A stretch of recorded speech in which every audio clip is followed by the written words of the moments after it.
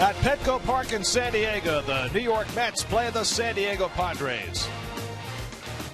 New York Mets baseball on SNY is brought to you by Bob's Discount Furniture, home of the world-famous Bob-O-Pedic memory foam mattress.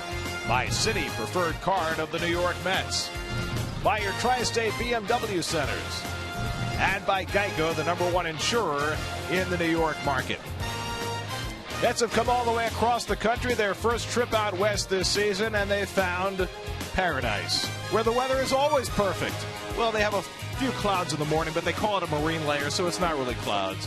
You can ride a whale, you can ride a surfboard, or you can ride all the way downtown to Petco Park, which is where the Mets are tonight.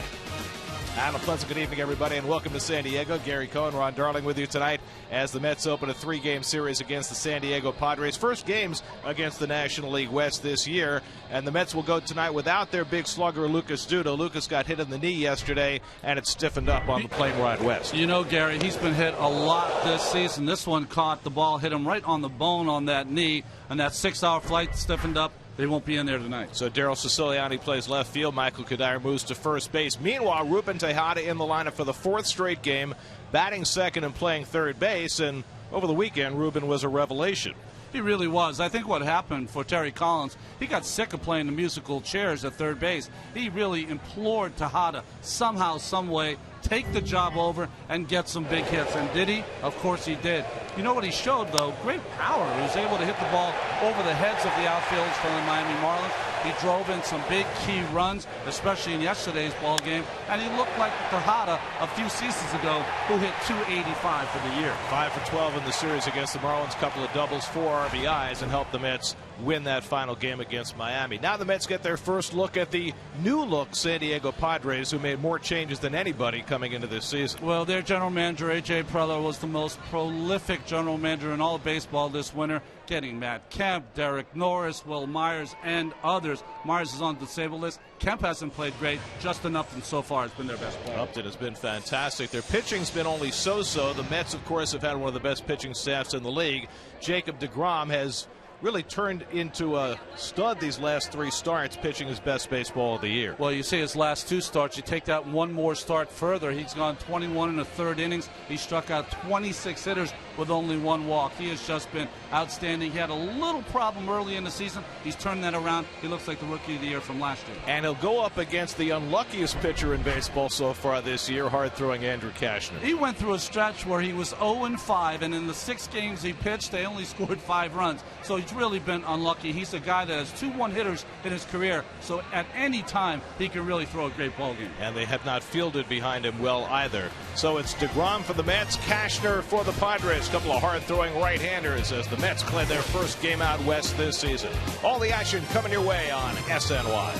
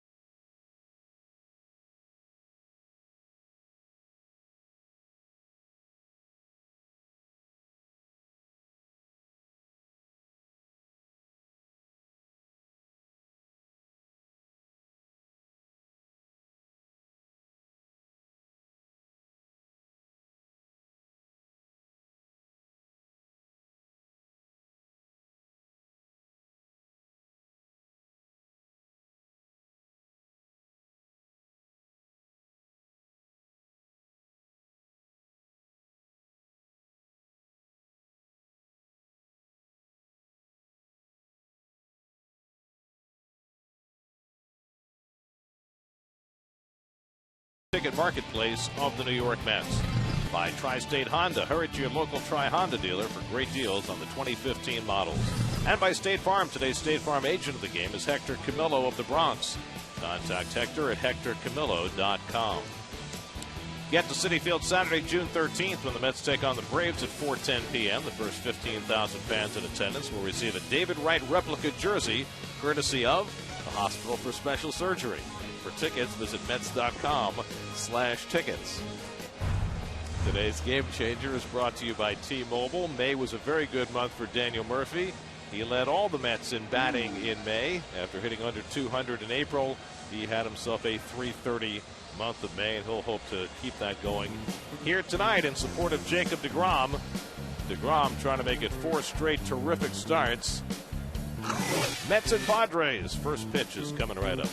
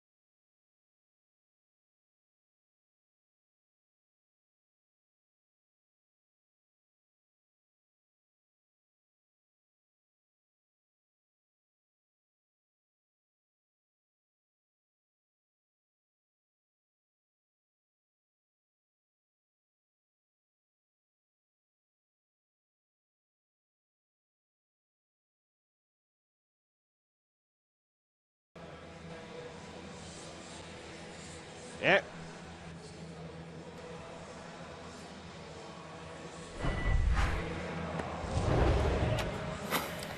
Here's your Geico Mets starting lineup for tonight. No Lucas Duda, so Daniel Murphy slides into the 3-hole. Michael Kadire slides over to first base, and Daryl Siciliani gets a start in left field.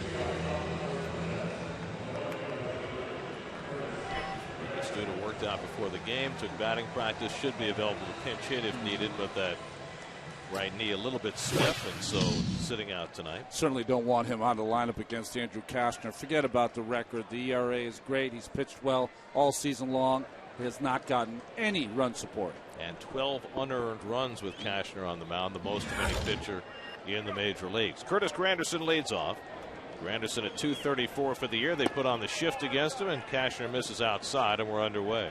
Sometimes I think the scouting reports don't get past the Mississippi River. Once we come out west here, they're playing the old shift against Curtis. And Cashner falls behind 2-0. Granderson, Tejada, and Murphy in the opening inning here at Petco Park, which is only lightly populated tonight on a 66-degree evening. And Granderson pops one a mile high. And the shortstop Barmes on the outfield rim waiting for it, and that's the first out of the night. Well, defensively behind Andrew Cashner. He hopes his defense a little better tonight, presented by Coors Light. Justin Upton, Will Venable, and Matt Kemp in the outfield. Will Myers is out with a sore wrist. Middlebrooks, Barmas, Spangenberg, and Solarte in the infield. And doing the catching is the rookie Austin Hedges. Now it's Ruben Tejada starting his 4th straight game at third base. Went 5 for 12 in the series against Miami and drove in the go-ahead run in the game yesterday. Ruben at 246 for the year. He takes a fastball just off the plate for ball 1. Dan Iasonia, the home plate umpire tonight, looks like he might have a little tight strike zone. Well, that's that low pitch that you've said has been called a strike throughout baseball. Driven into right center field. A long run back for Venable in the gap. And it's one hop over the wall for a ground rule double. So Ruben Tejada continuing to blast extra base hits. This one to right center, and he's at second with 1 out. Well, I'm so happy. This is the first time I've ever talked about anyone in the open that's gotten a hit the first time up. Very nice by Ruben. Picks on that 1-0 fastball and drives it over the wall in 1 hop. So the third double in the last 4 games for Tejada, who had just 3 doubles for the season before the weekend.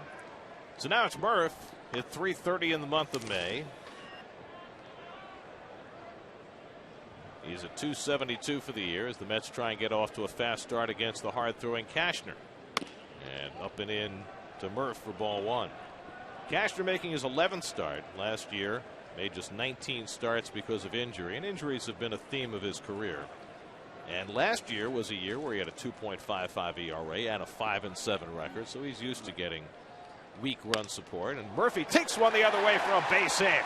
Tejada around third. He'll come in with the first run of the night. Murphy stops at first with an RBI single, and 3 batters into the game, the Mets have a 1-0 lead.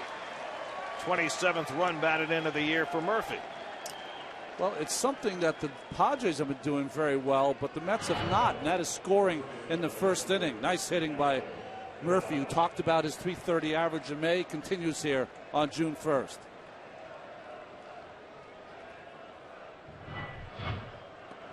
So the Mets get an early run, and now Michael Kadire hitting cleanup.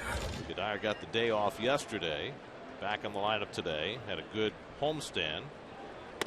He's hit in 6 straight games, trying to put together his most consistent stretch of the season so far. He's got good numbers too against Cashner.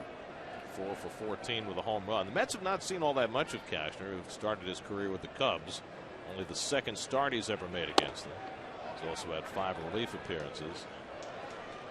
See Hedges, the youngster, holding that ball. Cashner not very happy with Iasonia's strike zone so far. Cashner has generally been a strike thrower through his career, even for a guy who throws hard. Kadire slices one down the line, and that'll go foul. Cashner's a big guy, a big Texan, 6'5", 230. There's your umpiring crew. Dale Scott is the crew chief. He's working at third tonight.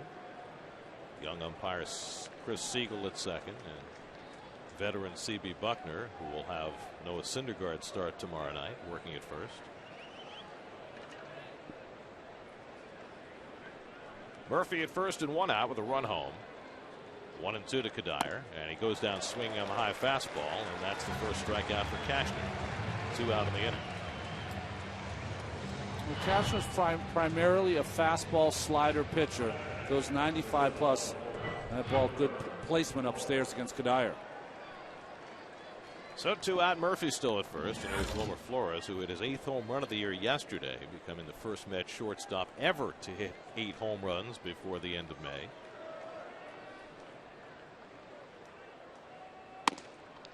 The Met Club record for home runs by a shortstop in a season is 19.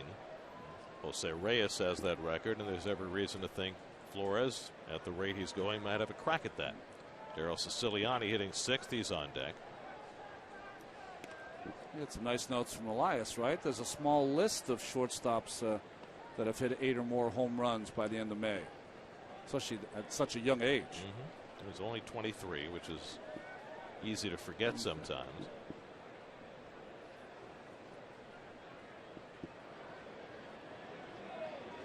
In fact, there are only 2 other Mets regardless of position, who have ever hit 8 home runs before the end of May. David Wright did it, and Ron Swoboda did it, and Flores, and that's it.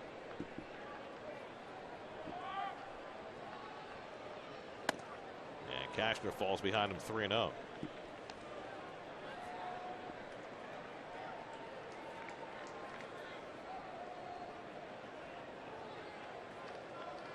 Jacob DeGrom already 1 run to the good, and Cashner, who's gotten very little run support, might be thinking he's already given up too much.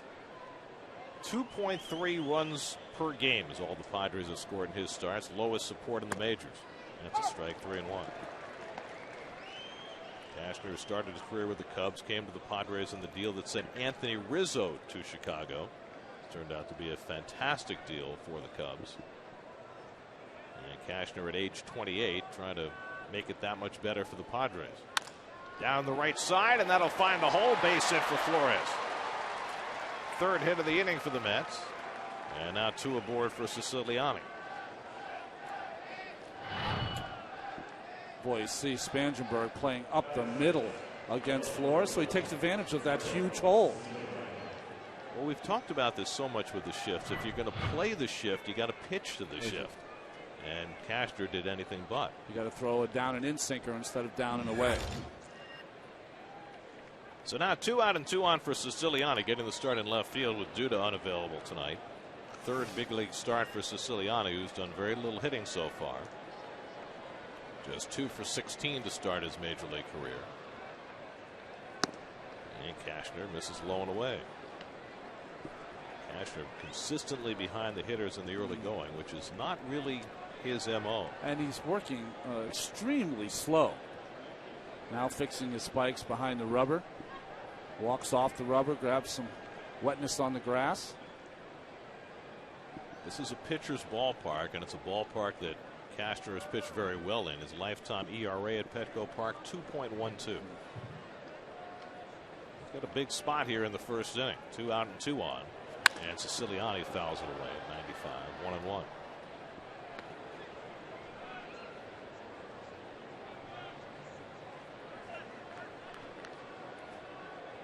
Cashner's last start at Petco Park was on May 16th against the Nationals. He gave up 3 earned runs. That snapped a streak of 20 straight starts in this ballpark where he gave up 2 earned runs or fewer. That's how good he's been in this park. There's a call strike letter high, 1-2 to Siciliani. So it's easy to see now that Iasonia behind the plate, not going to call the low pitch, but he's going to call the high one. Letter high there for a strike.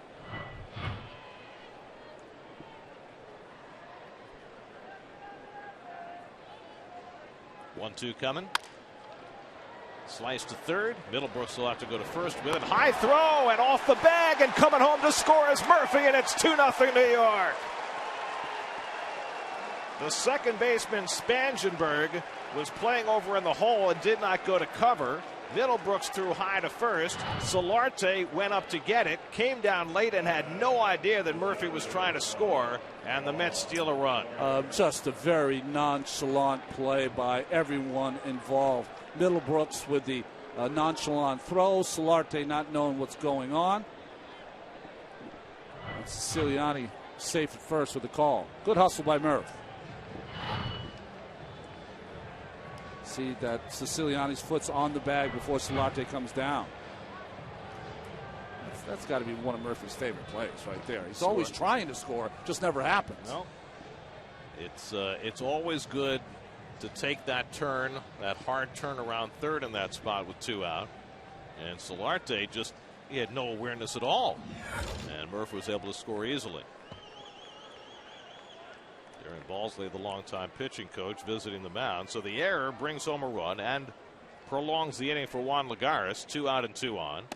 And Lagares takes a strike. This is just a hustle play, folks. That's what you love to see. There's 2 outs. Murph always hustling. And takes the turn. He was going to score no matter what, or try to. So 2 runs are home for the Mets. And Lagares fouls off the slider, 0-2. I remember when I was pitching, I had this kind of inning, and the pitching coach come out there, like, why don't you send out the infield coach? Let him talk to Middlebrooks and Solarte. I'm fine. Well, for Cashner, that's now 13 unearned runs with him on the mound this year, more than any other major league pitcher. And That's got to eat at you after a while. Lagares, who's been struggling, just 3 for 22 on the just completed homestand. And he goes the other way and fouls it off. It all started with a double by Tejada, hit deep in the gap in right center, bounced over the wall. Murphy sliced one down the left field line to drive in a run. Flores kept the inning going with a 2-out hit. And Siciliani reaching on Middlebrooks' error to bring home Murphy with the inning's second run. Now the 0-2 coming. And strike 3 called, caught the inside corner. And Lagares begs to differ. Couple of strikeouts in the first for Cashner, but the Mets played a pair. Ruben Tejada plays catalyst, and Daniel Murphy drives him in. Mets get a couple in the first for Jacob DeGrom.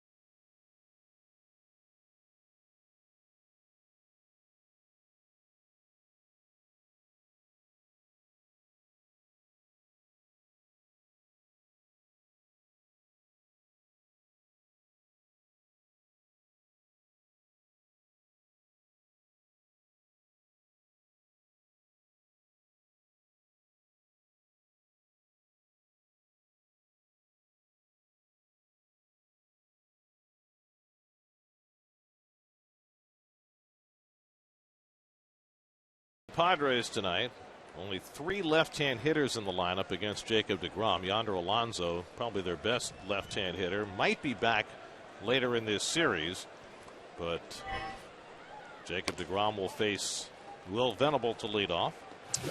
Well, DeGrom's numbers across the board outstanding. 9 decisions in his 10 starts, 63 Ks on only 13 walks.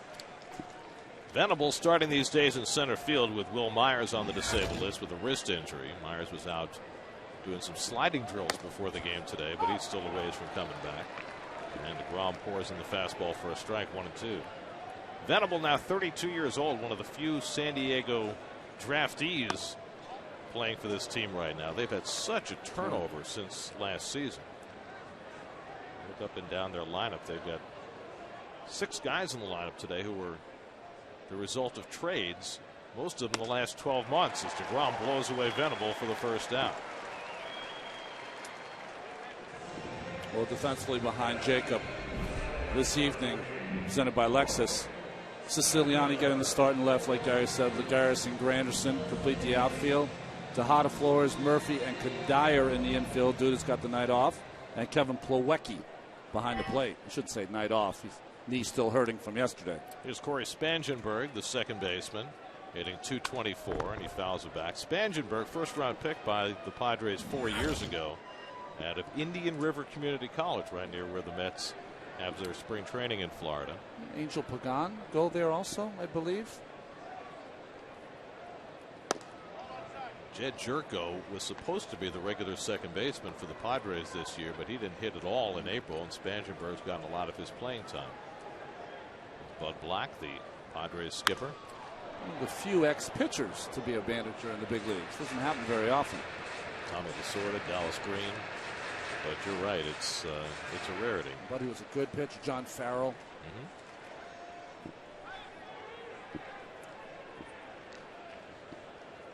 1-2 coming. And Spangenberg goes down on the high fastball, and DeGrom starts his night with back-to-back strikeouts.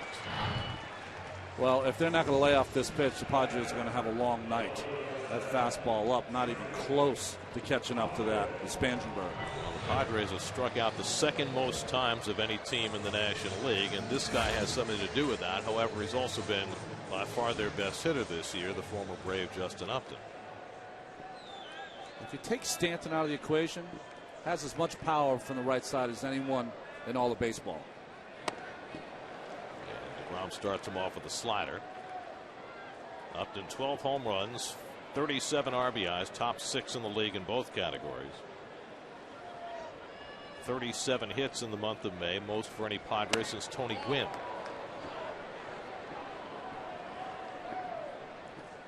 There are the numbers on Upton in the month of May. Presented by DraftKings. Play daily fantasy baseball for free on DraftKings.com. Enter promo code NYM for free entry.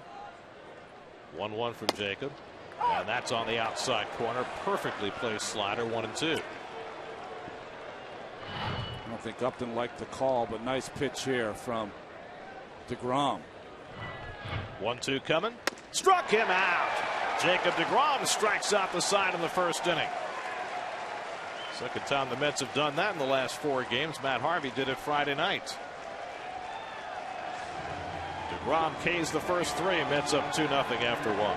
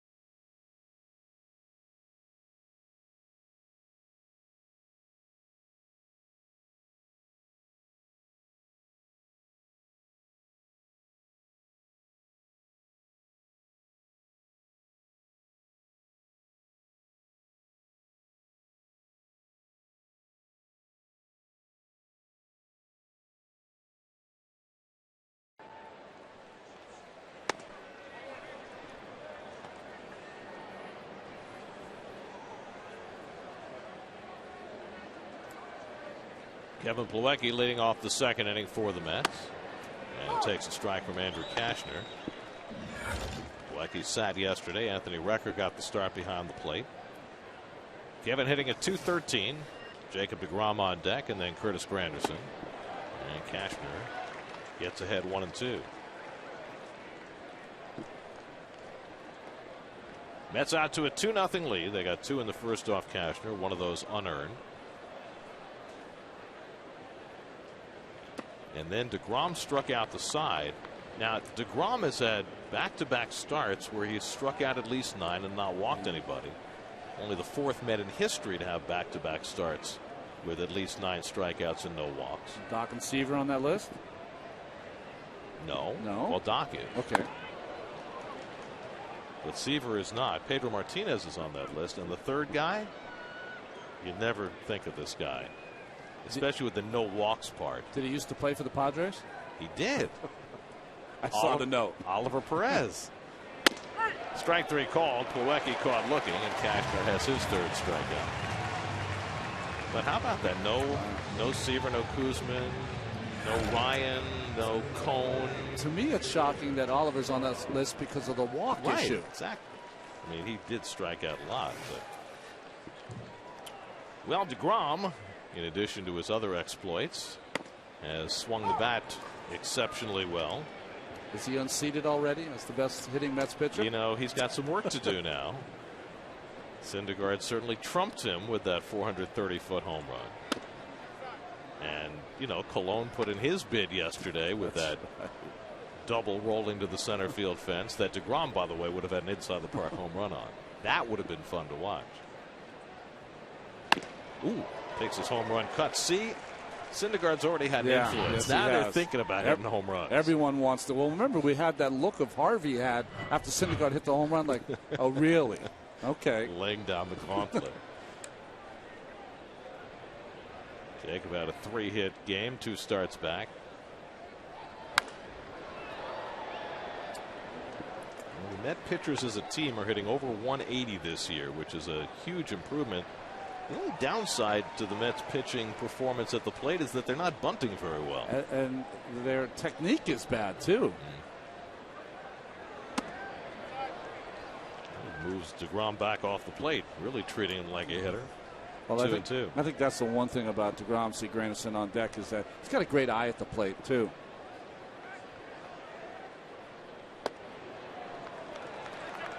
And now he's worked the count full. Second straight full count for Cashner. Curtis Granderson waiting on deck. Cashner's last start in Anaheim through 7 innings, gave up 3 runs, got a win, his second of the year. And it's on the inside corner. So that's 3 strikeouts in a row for Cashner, all on call third strikes against the lower third of the order. 2 out. Drive around the majors presented by Cadillac. These are some notes from the month of May. The Giants had 21 wins, and the now first place Minnesota Twins had 20. The Marlins and Red Sox trailed the field, and Bryce Harper had an historic month for a player that young. 13 home runs, 28 RBIs. Jason Kipnis had an incredible month of his own for the Indians. Curtis Granderson takes a strike. What were you telling me about Kipnis? Those 51 hits bested the team mark, which was held by shoeless Joe Jackson. Put the shift on against Granderson again. Curtis popped to short his first time up.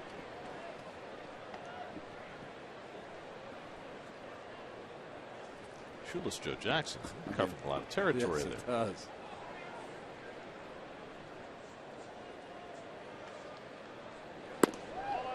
I mean, Kipnis had 30 runs scored. He had 15 doubles, 4 home runs. I mean, a complete month.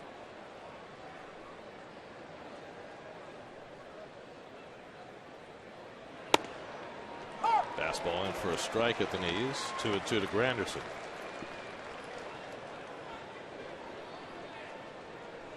Ruben Tejada would be next. Curtis just the opposite of Daniel Murphy.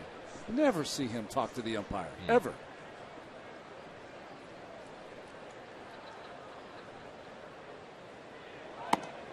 And a third straight full count for Andrew Cashner. So that'll run your pitch count up. He's over 40 already in the second inning.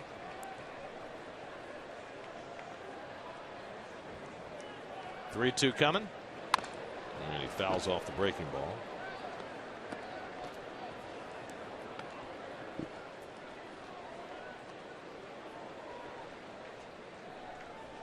Cashner's had so many injury problems to deal with. Just the last 3 years, he's had a lat injury, a thumb injury, elbow problems, shoulder problems. That's the full boat right there. I'm going to go out of play. It's an interesting changeup that Cashner throws. It almost like he tries to throw like a batting practice fastball. Just takes a little bit off. You see, he got that grip where he's gripping the entire baseball, but doesn't take a lot off it. 8th pitch of the at bat to Granderson, and he takes the fastball, strike 3 call.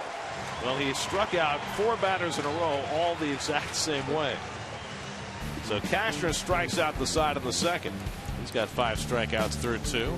2-0 Mets.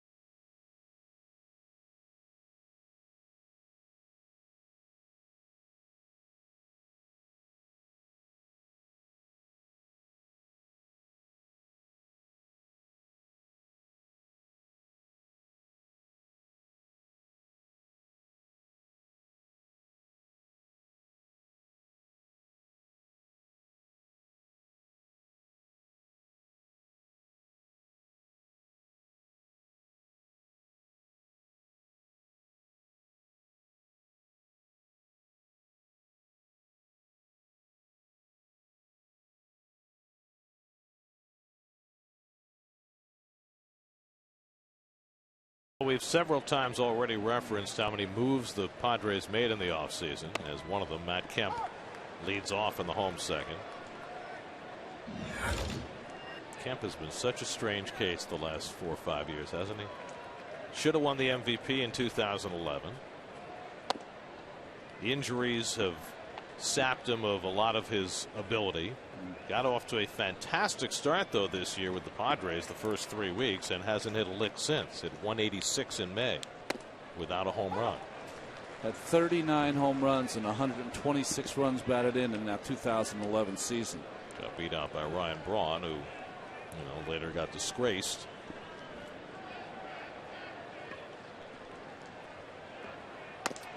Kemp at one time a Gold Glove center fielder, but lost his skills out there with all the injury difficulties he's had. So it was an interesting case when the Padres made the move for Kemp. I mean, he did hit 25 home runs last year for the Dodgers, hit 287, so he had a decent year. He had a good year, but they had to open up some space for the young Jock Peterson to play. Who, by the way, already has 14 home runs, while Kemp has 1, so it looks like they made a good move. Fouled away. Plus, the Dodgers picked up Yasmani Grandal, who has a terrific future as their catcher.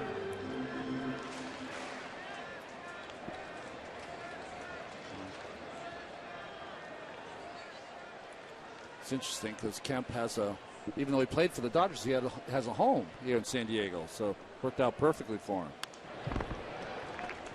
Just foul back the fastball. So in the top of the first inning, we opined that Dan Iasonia had kind of a tight strike zone.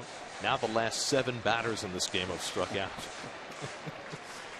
DeGrom struck out the side on the bottom of the first, and Cashner did the same in the top of the second.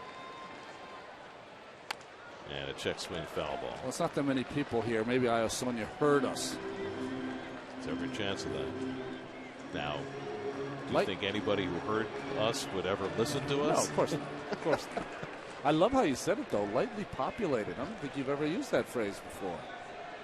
Very nice way of saying no one's here. 9th pitch. Struck him out. So that's 8 straight strikeouts in this game. And DeGrom has fanned his first 4, which puts him halfway to his own record. Well, it was a nice sequence of pitches. Started him off with a little slider, which is a good one tonight. Missed with one and then started pumping in some fastballs after those 3 straight sliders. Good fastball, just missed. Kemp worked to count the 3-2 by fouling off some tough pitches, but then eventually a good pitch right on the corner ended it. Now Yangervis Solarte, the former Yankee, who had never played much first base until very recently, and now has become the regular first baseman in the absence of Yonder Alonso. He's quickly behind in the count 0-2. Solarte, who came over last July in the trade for Chase Headley. 0-2 from DeGrom, and the first fair ball. An easy play for Kadire for the second out. Well, we showed it briefly before. Let's give you another look at all the offseason additions that the Padres made. They got Kimbrel right on the eve of the season. And Kimbrel has not been great. Middlebrooks had a better May. Myers is hurt, like we said. Norris has played very well, especially offensively. Shields is undefeated, but he hasn't pitched like James Shields yet. Giving up 15 home runs. Melvin's on a DL, and Justin has been great. Will Middlebrooks, acquired from the Red Sox, and the deal that sent Ryan Hannigan to Boston. Hitting just .238. He's already made an error in this game. Lifts one to shallow center field. Out goes Murphy to call, and he gets there and hangs on to retire the side. Always an adventure, Murph. 6 up and 6 down for DeGrom. 2-0 Mets after 2.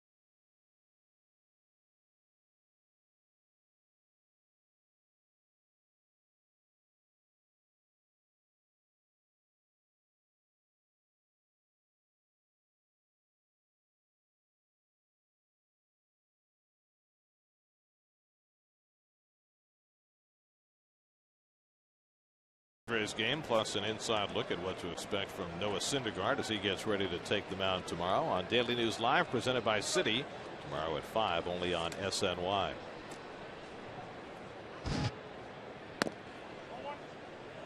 Ruben Tejada leads off the third and takes inside. Tejada drove a double to right center field and scored the first run of this game. So Tejada's exploits in that 2 spot in the batting order continue. And he takes a strike from Cashner, 1-1.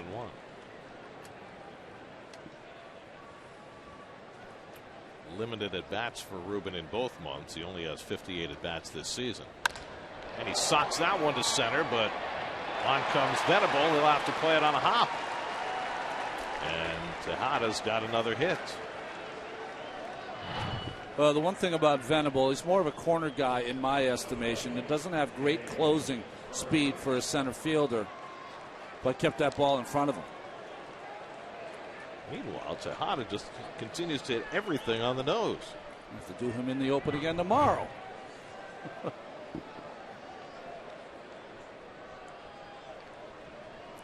Now Daniel Murphy, who drove in the first Met run with a base hit down the left field line. Well, if you saw that last play, you saw the yellowing grass in center field, and it is quite prominent in the middle of center field, all the way over to left and into the left field corner. They've had a couple of concerts here in the last 10 days. Most notably, the Rolling Stones were here, so it almost feels like it was worth it.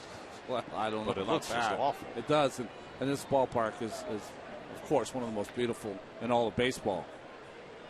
And you know, they don't really have weather issues here that keep them from keeping the field pristine. As Murphy rips one into right field for a base hit. Tejada around second. He'll go on to third as Kemp is very leisurely getting to the ball, and the Mets have runners at the corners with nobody out. So Tejada and Murphy 4 for 4 between them. Boy, the Middlebrooks play and then this play by Kemp. Have the Padres been told the game started at 7:10 tonight? And that's not a lot of hustle there by Matt Kemp, but a lot of hustle by the Mets' Ruben Tejada.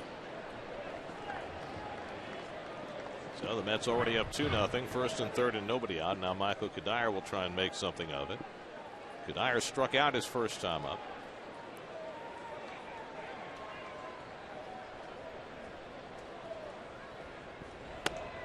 Well, it was very interesting listening after the game yesterday to Terry Collins talk about Ruben Tejada and the way that he has challenged him repeatedly. And, you know, Terry was not all sunshine and roses about it. He said, you know, I've always considered myself a guy who can bring out a player's best. And he said, with Ruben, I've been 0 for 3. He said, I've challenged him over and over, and it's never taken. Well, he said today this might not be his final chance, but that Ruben needs to reestablish himself as a big league player. And these last 4 days have certainly been a revelation. I think one of the reasons he was given the chance, though, is that I was talking to Terry, and Terry really liked how hard he was working, even though he wasn't playing in April and May. He was continuing to do all the things you're supposed to do to be ready to play. That's why Terry gave him the chance. Dyer strikes out for the second time. This time failing to get the run in from third. That's 6 strikeouts now from Cashner. Same pitch, just a fastball up by Cashner, right by Kadire. Well, it's such a conundrum with Tejada because when he first came up, he's 21 years old, and he looked like he knew exactly what he needed to do to be successful. First 2 years in the big leagues, hit over 280, made all the plays at shortstop, played second base well when he was asked to. Well, I don't know if it's warranted, but he got the reputation in the organization as lazy player. And when you get that reputation, whether it's warranted or not, it sticks with you. Wilmer Flores at a base hit through the right side his first time up. First and third and 1 out. And Cashner runs it inside 2-0. Well, the Mets have no idea at this point how long David Wright might be out. David's supposed to be here tomorrow to visit his teammates. He's working on his back in Los Angeles. And perhaps we'll know more, or perhaps not. Well, I think that's what Terry Collins was asked. He said, well, you know what, I'd love to have an answer within the next week of what's going on, but he said, might not. Well, the other thing about that is, you know, if Tejada continues to play well and Wright is going to be out for an extended period of time as opposed to, say, another week or two, you look at the Mets infield right now and you got 3 guys playing out of position, right? So if he's going to be out for an extended period, it could well be that they will rejigger the defense with the guys who are playing there now. Now, how would you do it? Would you put Flores at second, Tejada at short, and Murphy to third? Exactly. Okay. And I think that's what they're thinking about, but they're not going to do it. They're not going to move Murph and move Flores if David's only going to be out another week or two. But if he's going to be out 2 more months, that's something very different. He's not going to be out just a week or two. It's going to be a while. Stopped by Hedges. And Cashner runs yet another full count.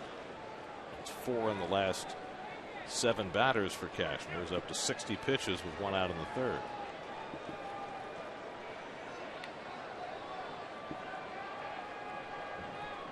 You would think Murphy would be running here. 1st and 3rd, 1 out. And he is. And Flores strikes out. Hedges throws a perfect one, and Murphy is tagged out to end the inning. Mets at 1st and 3rd and nobody out, and they do not score. Strike him out, throw him out, double play ends the threat. Hedges known for his defense, and he made a terrific throw.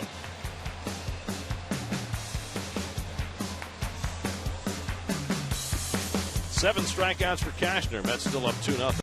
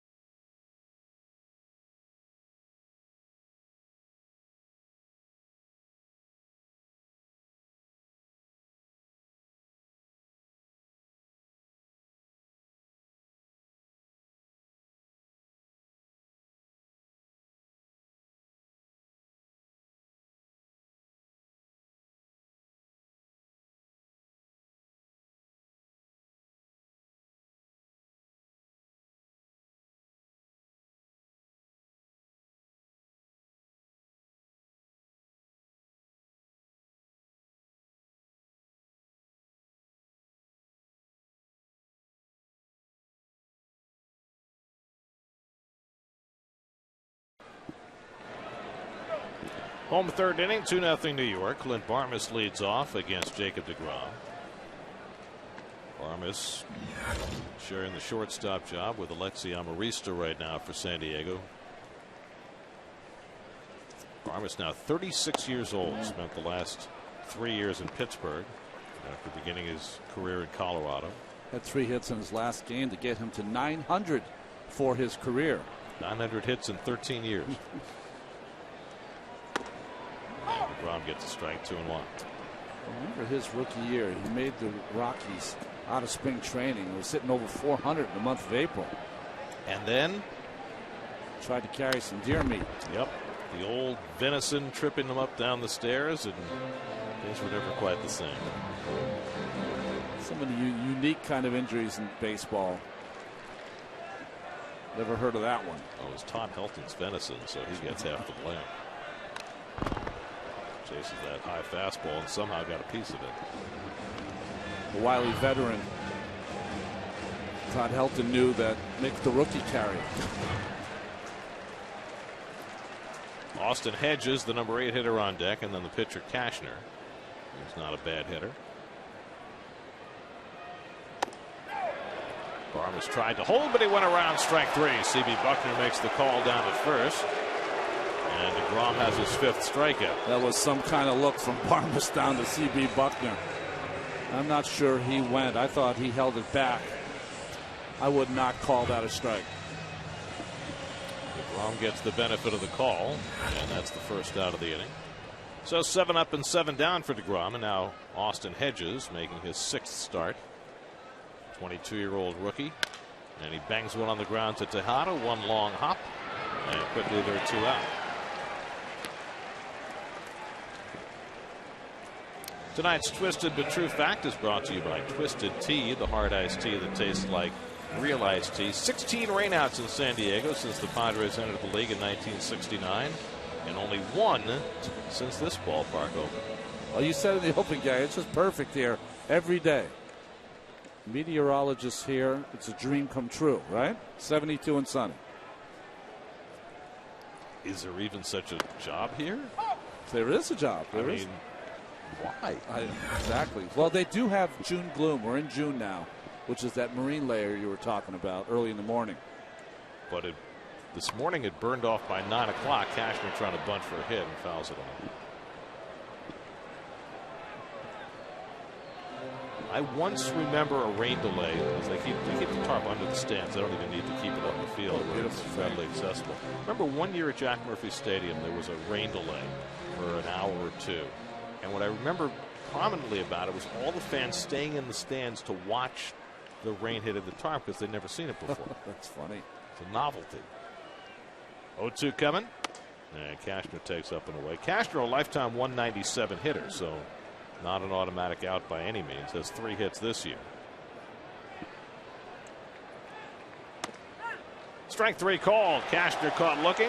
6 strikeouts in a 9 up, 9 down first 3 innings for Jacob DeGrom. 2-0 New York.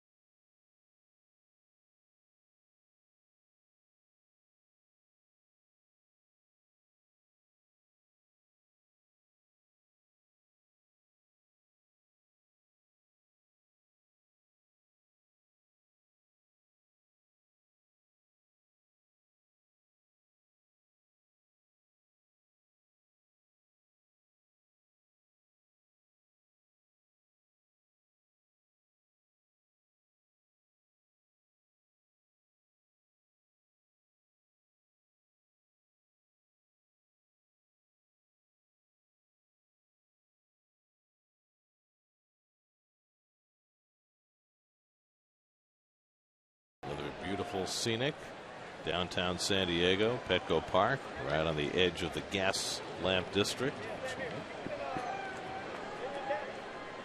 We're going to the 4th inning with the Mets up 2-0.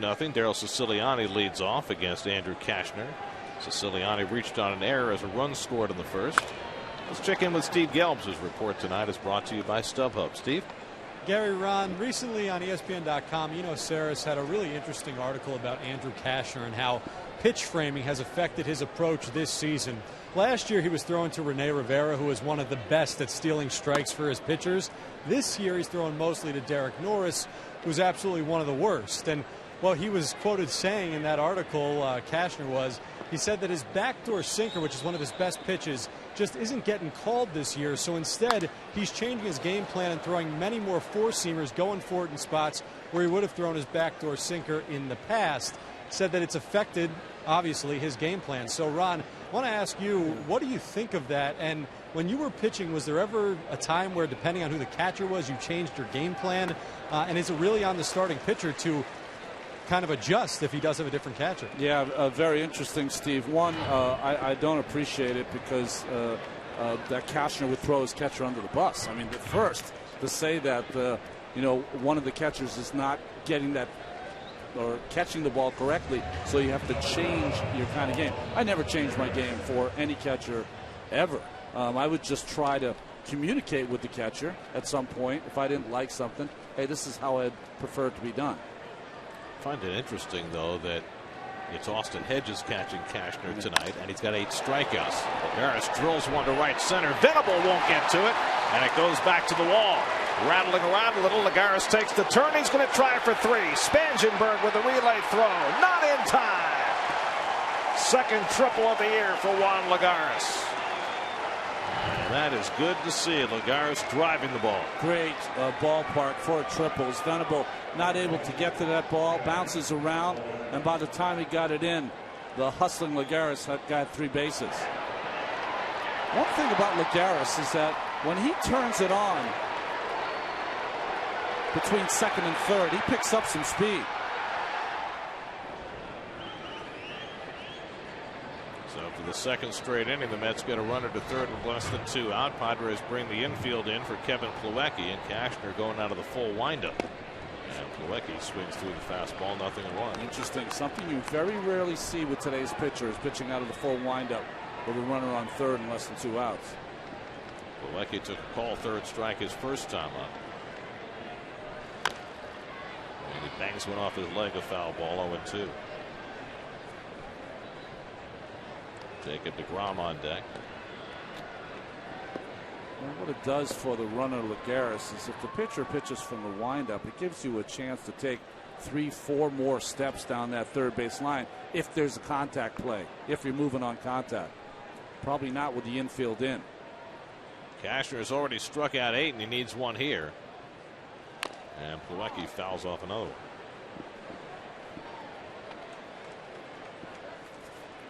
Plawecki's got that pad on his left shin, but I think he's hit 2 now that have missed the pad.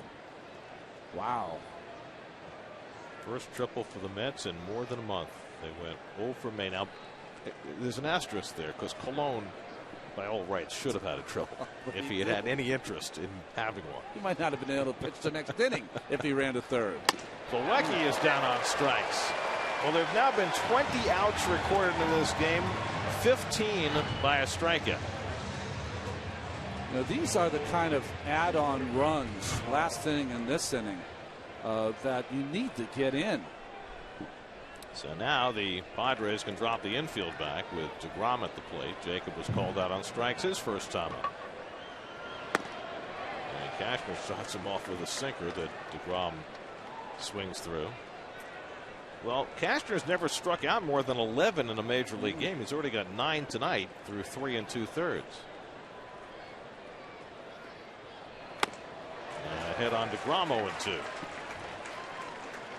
That's at first and third and nobody out in the third inning, but Cashner struck out Kadire. Then Flores struck out, and with Murphy running to keep the Mets out of the double play, ran into a double play. Now with a runner at third and 1 out after the Lagares triple, he has struck out Plawecki, and he's 0-2 on DeGrom. And Jacob fouls it back. 98 from Cashner, the hardest pitch he's thrown. You know, it's interesting, Gary, you were talking about Austin Hedges, a rookie behind the plate doing the catching. Mark Grant, who does the television for the Padres, said he is an outstanding defensive catcher, a guy that steals strikes. So maybe that's why he is catching Cashner tonight. Well, other than giving up a couple of first inning runs, it's certainly working. And DeGrom strikes out. 10 strikeouts in the first 4 innings for Andrew Cashner. Just 1 shy of his career high. And the Mets again can't get a runner home from third. They're still up 2-0.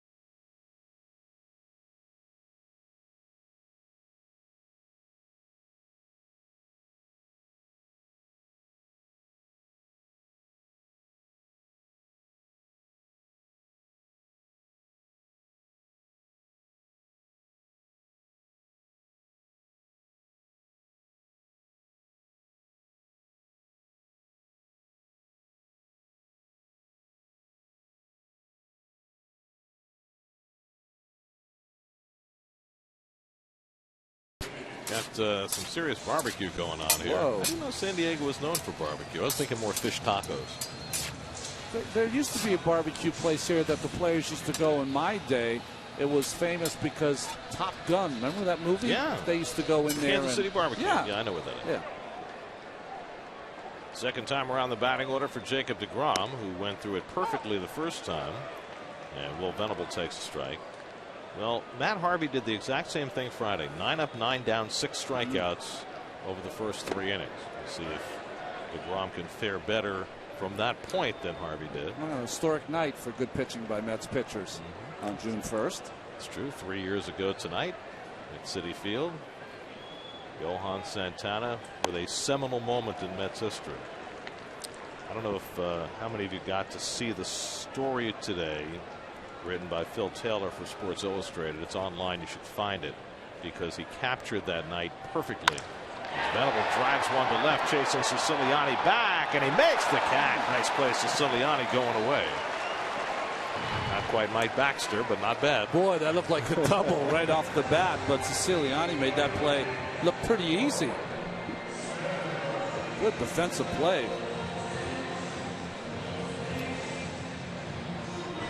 Anyway, the great thing about the story that Phil Taylor wrote is that he talked to Santana, he talked to Terry Collins, he talked to Mike Baxter, he talked to other people who were in the dugout, and you really get a sense for just how excruciating that night was, particularly for Terry. Well, the pitch count was the issue. I remember when we were doing the game, Gary, that I don't know, it was about the 5th inning maybe. And I remember you brought it up for the first time, and in between innings, you and I would talk. There's no way you can let him finish this game. And then he got a little more efficient, and it became a little more possible. Doable, yeah. But it's the first time I've ever seen a manager in the dugout, and you could see that he was just perplexed. He didn't, he knew what to do, and he couldn't do it because he had to give him a shot at it. And one of the premises of this story, and it's it's a legitimate premise, and we'll never know, is did Santana trade more years of productive pitching for that one night? And we will never know. What was it, 134, the number? 134, and he was supposed to throw 110. And remember the history, he was coming off capsule surgery, which few pitchers had ever recovered from. He'd gotten off to a nice start that season. Terry's presser before the game, he announced that he was going to throw 110, no more than 115 pitches. 2-2 to Spangenberg, and he fouls one more. I'm awfully glad that Terry decided to leave him and let him get it. Well, Terry doesn't necessarily feel that way to this day. And, you know, Santana in the story said, look, Terry did the right thing. He's a great manager. He absolutely did the right thing. And those comments were relayed to Terry, and he was asked whether it made him feel better. He said, not really. 2-2.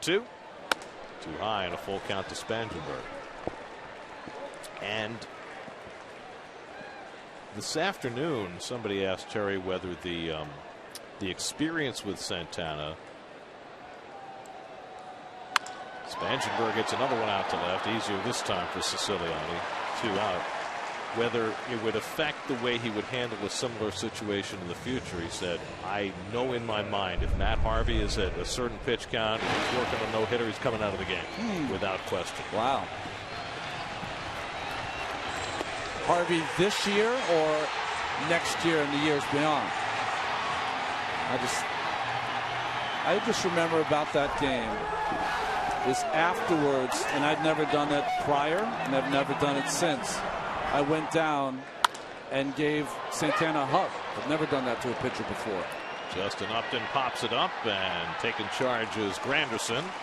And DeGrom has gone perfectly through the first 4 innings. 3 years to the day since Santana did it for the first time.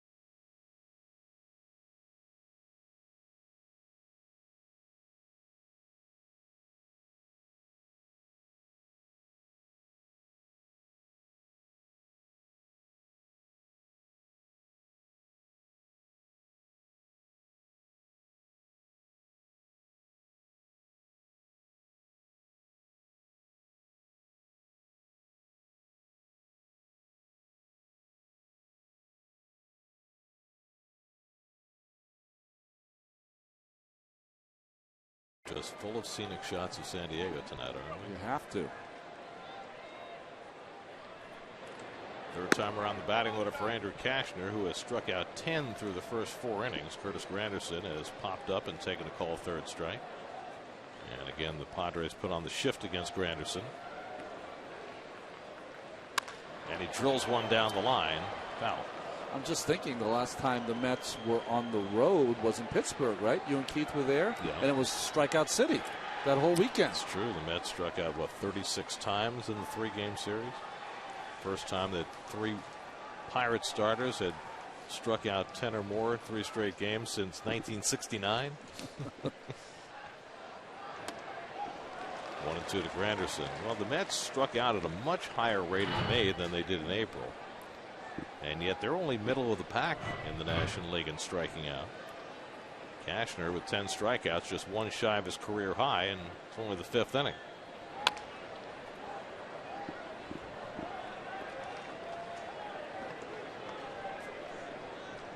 That's with a 2-0 lead. They got both runs in the first, threatened in the 3rd and 4th. Each time got a runner to 3rd with less than 2 out, but were unable to convert. In large part because of strikeouts. And Granderson asks for time.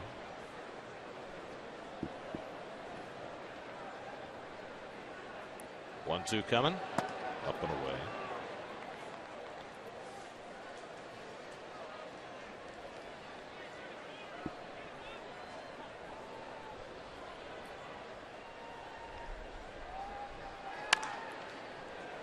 We mentioned earlier that Cashner is 2-7 this year with a 3 ERA.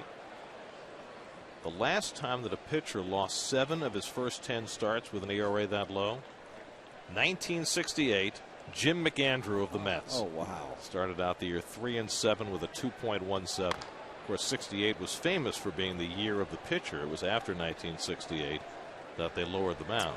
What kind of team did the Mets have in 68? A ninth place team. A ninth place team. So it wasn't, wasn't until 69. Well, they had the makings of the great young pitching staff with Seaver and Kuzman. Gentry came in 69. Strike 3 called. That's number 11 for Cashner as he picks off that inside corner again. So he's now tied his career high. Tonight's Verizon trivia question: which major league franchise has thrown the most no-hitters? The fewest? Well, that's the Padres. They haven't thrown one they yet, have none. right? They're the only team that doesn't, with the Mets having taken themselves out of that equation 3 years ago. Did the Padres not have a guy who has a cycle either? That's correct. No cycles, no no-hitters. Come on. Well, here's Tejada, who's 2 for 2. Ruben drove the ball to right center his first time up, and it bounced over the wall for a ground rule double. Then he singled in front of Venable in center field in the third. So since being installed as the third baseman, 7 for 14 with 3 extra base hits. And he cracks another one toward the middle, and he's 3 for 3. Ruben Tejada playing like he does not want to leave the lineup again. Well, good slider here by Cashner, but better swing by Tejada. Gets it off the end of the bat, but muscles it into center field. I mean, it's axiomatic for a guy like Tejada. He hit some home runs last year late in the season, but he's a guy who needs to use the middle of the field, and when he does it, you see what happens. That's why it's so troubling why it doesn't happen more often when he gets a chance to play. Well, here's Murphy, who's 2 for 2. So the 2 and 3 hitters, Tejada and Murphy, combined 5 for 5 tonight. Murphy singled to left to drive in a run and scored in the first, singled to right in the third. Well, Murph's got his average all the way to 280 already. It was under 200 when May began. And the curveball in the dirt from Cashner. Terry said it was easy to explain. He said Murphy missed a lot of time in spring training. April was his spring training.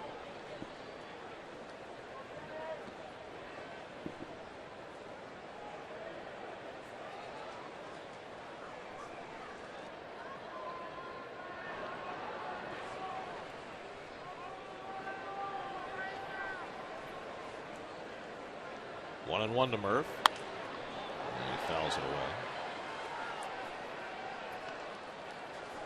Michael Kadire waiting on deck. That's really been the problem for the Mets hitters against Cashner. They've been chasing that ball up out of the strike zone. That's why he has all the strikeouts.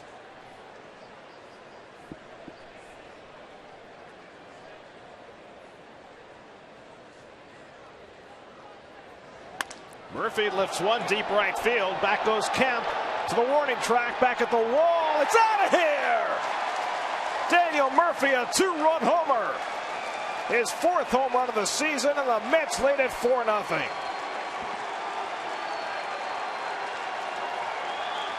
Big night for Murph in San Diego. 3 for 3, a homer, 3 RBIs.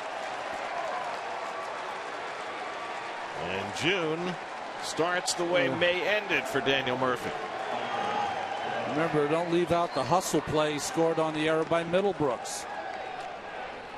Murph front-footed this one. Didn't really catch it, but got it out front enough to flip it out of this Petco Park. Kadire hits one out to right, chasing Kemp back, and it's over his head and off the wall. Kadire heads for second, and he slides in safely with a double. 3 straight hits for the Mets against Cashner here in the 5th. Murph was fooled a little bit on this breaking pitch, a hanging breaking pitch, and he didn't think he got it. But it really traveled. Well, this has always been a pitcher's ballpark, but the ball has been flying out of here with more regularity this year. Well, San Diego has more home run hitters. but their pitchers have given up more home runs. 68 home runs allowed by the Padre pitching staff. That's the second highest total in the league, which you'd never expect for a team playing in this ballpark. So Cashner, maybe the victim of all those strikeouts. Pitch count up over 90 now in the 5th inning. Tejada, a base hit. Murphy, a 2-run homer. Now Kadire with an opposite field double. Oh, good hitting here. The one thing I noticed, though, remember earlier I got on Kemp for not hustling after a ball. He's not running very well at all. You know that he's had some hip issues. Well, he went from being a Gold Glove center fielder to being one of the most challenged outfielders in the National League in a very short period of time. No longer can play center field. Kadire at second with 1 out. Flores is 1 for 2. Had an opposite field hit back in the 1st. And it's off the corner there. By the way, there are a ton of Met fans here. Yeah. They are very loud. 59 home runs at Petco Park. They didn't get to 59 home runs until the 4th of July last year. So a very different scenario. Some of those Met fans were clustered behind the Met dugout. It's not a very big crowd tonight, so the Mets contingent is making the vast majority of the noise. Well, when I played, we always had the same trip. San Francisco first, San Diego second, and LA would be the 3rd town we'd go to. We had so many California players that all their families would come to San Diego.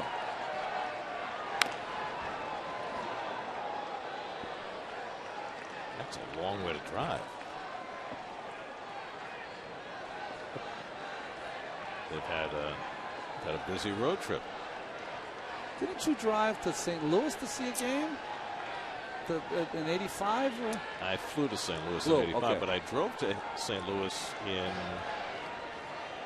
1977 for a game. Flores called out on strikes, and that's the 2nd out. Flores thought there were 3 outs. He was taking off his equipment, putting it down on the ground. Only in the 2nd out, watch him. Putting it down, end of inning, maybe not yet. I know it's been going on for a while, but not that long. Well, that's now a new career high for Cashner, his 12th strikeout. But he finds himself behind in the game 4-0. Now he'll face Daryl Siciliani, who's 0 for 2, reached on an error and struck out.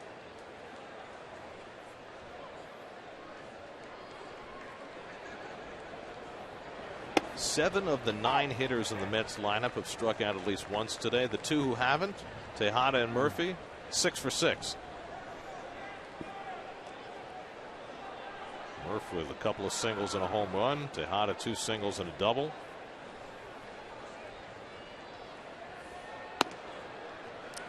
Changeup misses to Siciliani, 1-1. And Ruben Tejada has every reason to smile. His last 4 days may have resurrected his career. He just has to find a way to keep it going.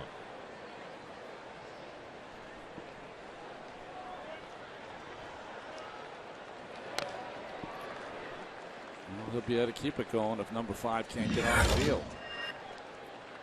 Think we'll hear any news tomorrow when he comes to visit his teammates? I know he'll talk to the media, of course. I don't know if he knows. Yeah. They're trying to evaluate him as they do the physical therapy in Los Angeles. But it's obviously a very tricky matter to try and put any prognosis together. Because when you're dealing with something like spinal stenosis, and I know you've done a lot of reading on it the last couple of weeks as I have, it could be not a big deal, or it could be the end of his career, or anywhere in between. So it's really hard to know. 2-2 to Siciliani. And he takes inside, one of the few times Cashner hasn't gotten that call inside. 3-2. Sean Kelly is up in the Padres bullpen with Cashner at 100 pitches now. Strikeouts can be a cruel mistress. 12 strikeouts in 4 2/3, but not his night. Siciliani rifles a base hit to center field. Kadire around third, heading home. Venables throw to the plate, comes up short. And Daryl Siciliani has his first major league RBI, and it's 5-0 New York.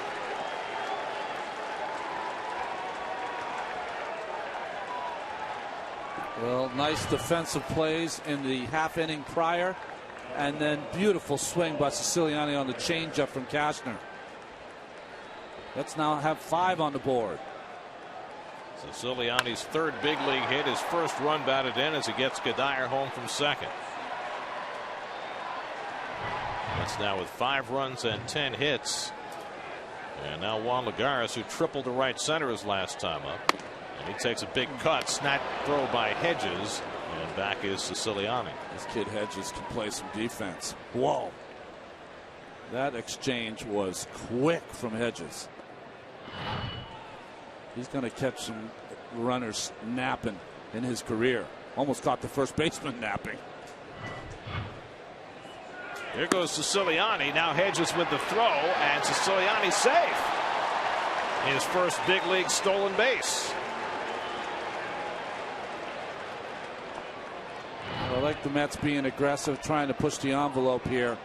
Everything good by Hedges, just to throw a little up so Spangenberg couldn't apply the tag in time. Siciliani just gets underneath it. Spangenberg also a little late getting there. 30th pitch of the inning coming up to Lagares. And he hits one back up the middle. That's a base hit. Here comes Siciliani to score. And it's 6-0 New York. Juan Lagares with an RBI single.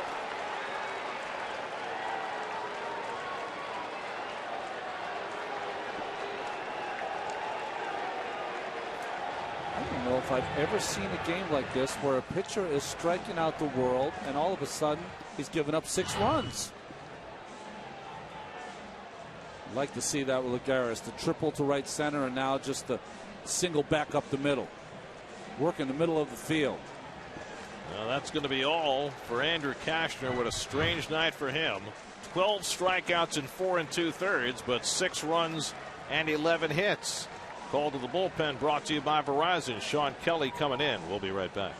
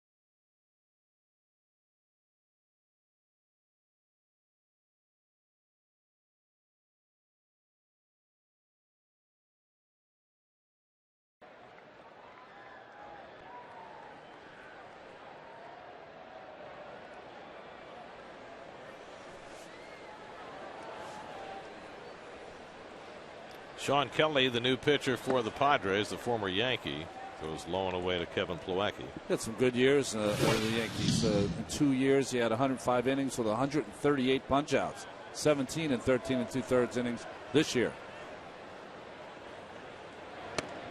And Plawecki takes a strike. Plawecki 0 for 2, struck out twice against Andrew Cashner, who set a career high with 12 strikeouts, but got cuffed around. He's given up 5 hits and 4 runs already here in the 5th. Well, Kelly's known for his slider, loves to throw it often. There it is, and Plawecki lifts it to right center, and Kemp is there.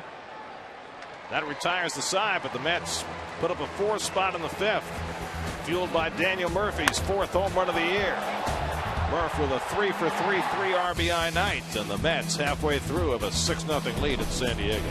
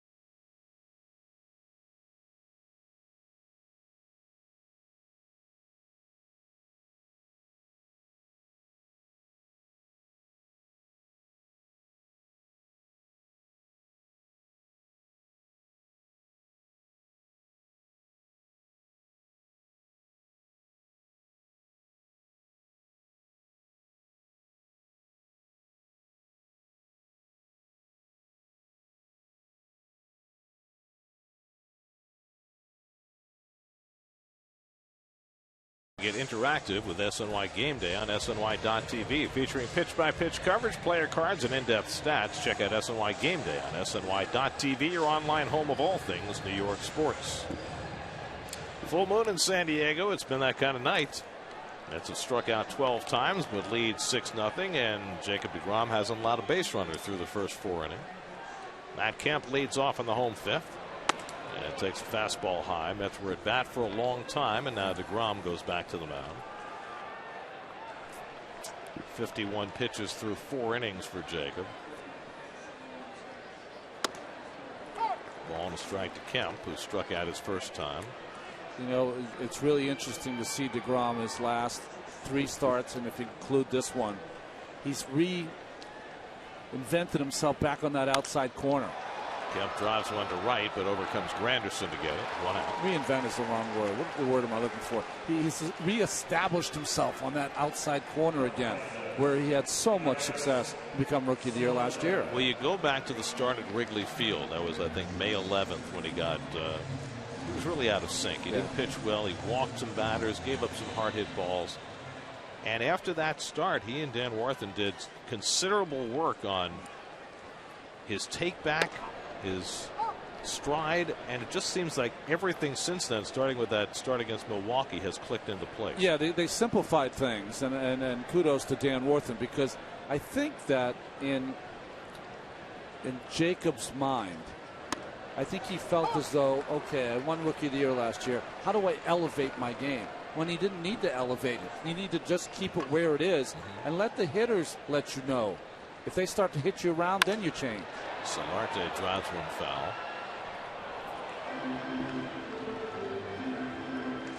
Well, the last 3 starts coming into this one, DeGrom 2-0 with a 1.27 ERA. These last 3 starts now, 26 strikeouts, no walks.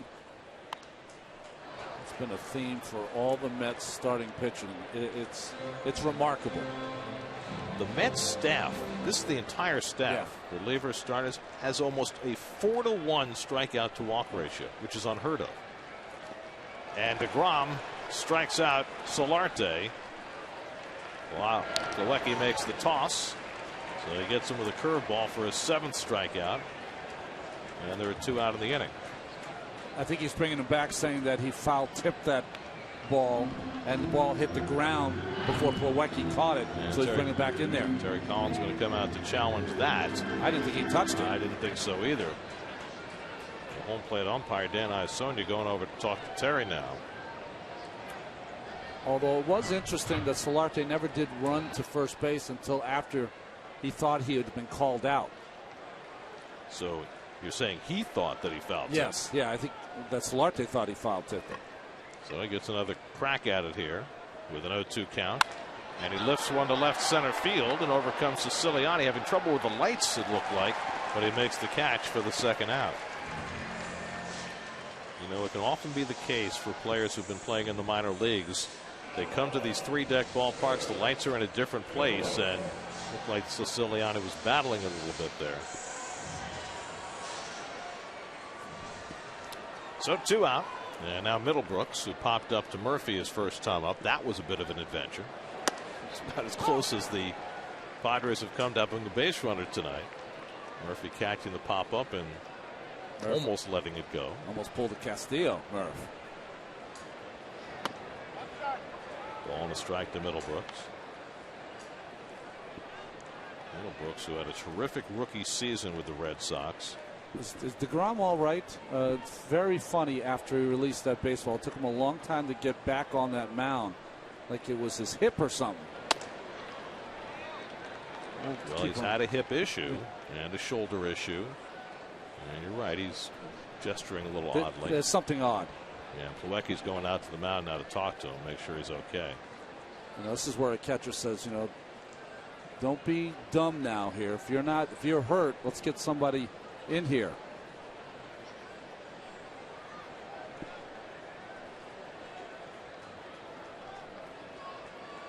Two and one to Middlebrooks.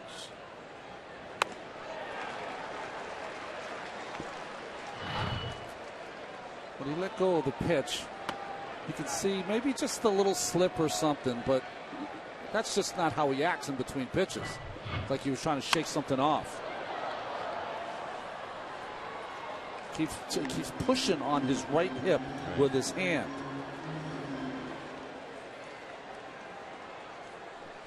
It's funny, pitchers are just so the same all the time, and anytime there's anything out of whack, you can see it right away. 2-2 coming. Up and away, and a full count to Middlebrooks. And with the third 3-ball count for DeGrom tonight, Padres looking for their first base runner of this game. Clint Barmas would be next. 2 out and nobody on in the 5th. 3-2 coming. Struck him out.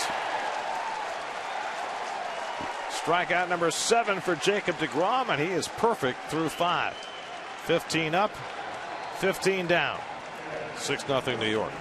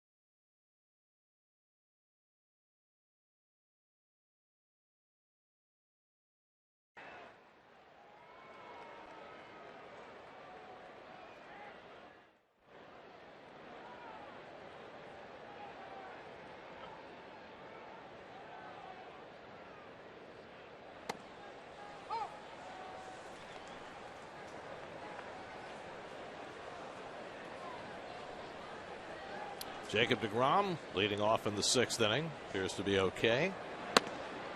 And takes a strike from Sean Kelly, and it's 0-2. DeGrom struck out twice against Andrew Cashner, who made some history tonight.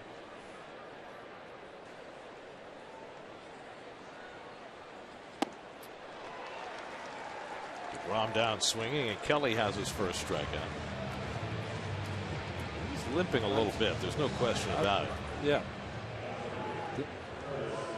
There's something wrong with him. It's whether he's going to say anything to his manager or pitching coach is going to be the issue. Well, Dan Warthen came over to him in the dugout between innings, and they had a conversation. He asked him if he was all right. He said, "I'm fine."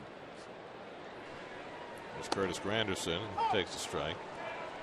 Well, we'll keep an eye on it, certainly, with DeGrom having not a lot of base runner through 5 innings. Granderson 0 for 3, popped up and struck out twice against Cashner. So I know you always like the "it's never happened before." I love him. I love him. Andrew Cashner, first pitcher in Major League history to allow double-digit hits, get double-digit strikeouts, and be taken out before he finishes 5 innings. Ever. First ever. Even the guys with the black and white pictures. There's Danny Warthen when he went up and asked him the question, "Are you all right?" He said, "I'm fine." Good. Well, you know they'll be keeping an eagle eye on him. And we were talking about the Santana game 3 years ago tonight, and there will be no chances taken with Jacob DeGrom. That's drilled and caught. Spangenberg showing his ups, taking a base hit away from Granderson for the second out. Well, the shift that we have not seen used by like National League East teams, used here by the San Diego Padres, comes into play.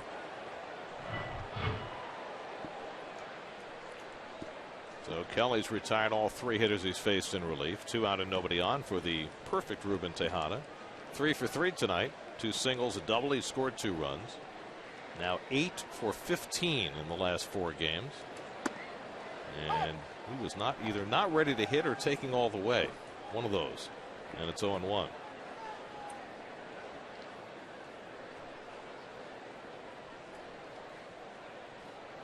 Ready this time and fouls it off. 0-2. City probables tomorrow night. Noah Syndergaard goes up against Ian Kennedy. By the way, Syndergaard's ERA, we should update, is 1.82. He had 2 earned runs taken away. They changed that hit in Pittsburgh to an error on Lucas Duda. Took away 2 earned runs. So 1.82 is his updated ERA. And then Dylan G back in the rotation on Wednesday. Tejada strikes out. That is 14 strikeouts in 6 innings. But the Mets have a 6-0 lead, and DeGrom goes back to the mound.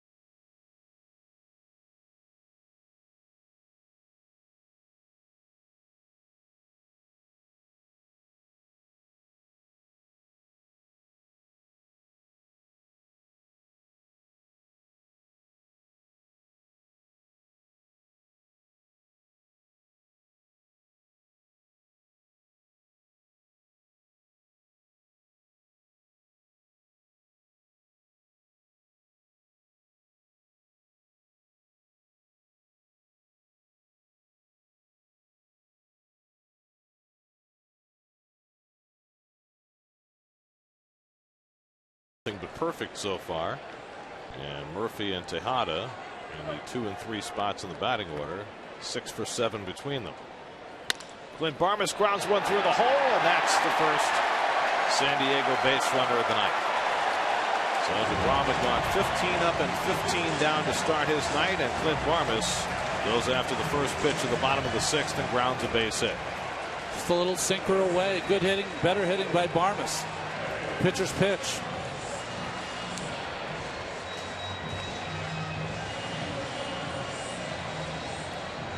See that he's going over to cover just in case there was a play, but none. The only play might have been that Curtis Granderson was charging that ball in right field like he thought he had a 9-3 putout. It's Austin Hedges, the number 8 hitter, and he takes a strike. So you're telling me the Mets have made 18 outs, and in those 18 outs they've struck out 14 times, 11 hits and 6 runs. Amazing, huh? I've never seen anything like it. Neither has anybody else. Abraham Almonte has come out on deck to be a pinch hitter for the Padres. Well, there's nobody up in the Mets bullpen, so obviously there's no concern in that dugout about DeGrom and his physical condition. I mentioned earlier that he had a hip injury that almost pushed back a start. It led to a little bit of a shoulder stiffness. But he made the start on time as Kevin Quackenbush is up in the Padre bullpen. So it's not something they're unaware of as DeGrom misses with a curveball and it's 2-2. Well, the hard part when you're a young pitcher or player is that you want your teammates, your manager, your coaches to always look at you as a gamer, a guy who can play through a little bit of pain. But boy, your young pitchers, you just want to be very careful with them. 2-2 to Hedges, and he drills one deep but foul to the left of the Western Metal Supply Company building, which serves as the left field foul pole around in the corner of the building. It'll be one of the best decisions ever made about this ballpark, any ballpark. Building that it's been there since 1909, left in place.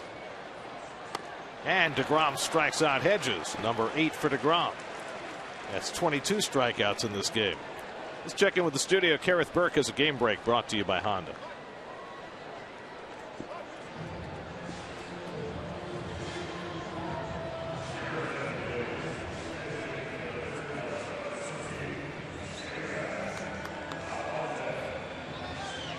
Speaking of strikeouts, Jason Hamill, 11 strikeouts in 6 2/3 innings in that game for the Cubs.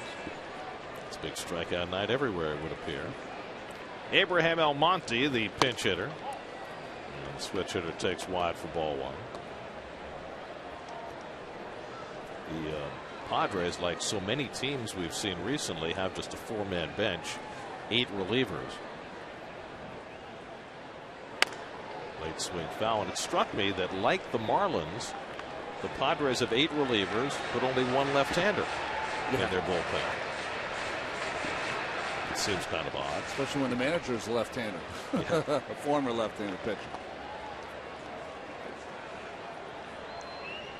Almonte batting for Sean Kelly, who retired all 4 batters he faced in relief. And the chopper, DeGrom's got it, hits Flores, relay in time, 1-6-3 double play. Nicely done by both DeGrom and Flores, who had to reach down for that throw and turned it over anyway. So DeGrom gives up his first base runner and promptly erases him. After 6-0 New York.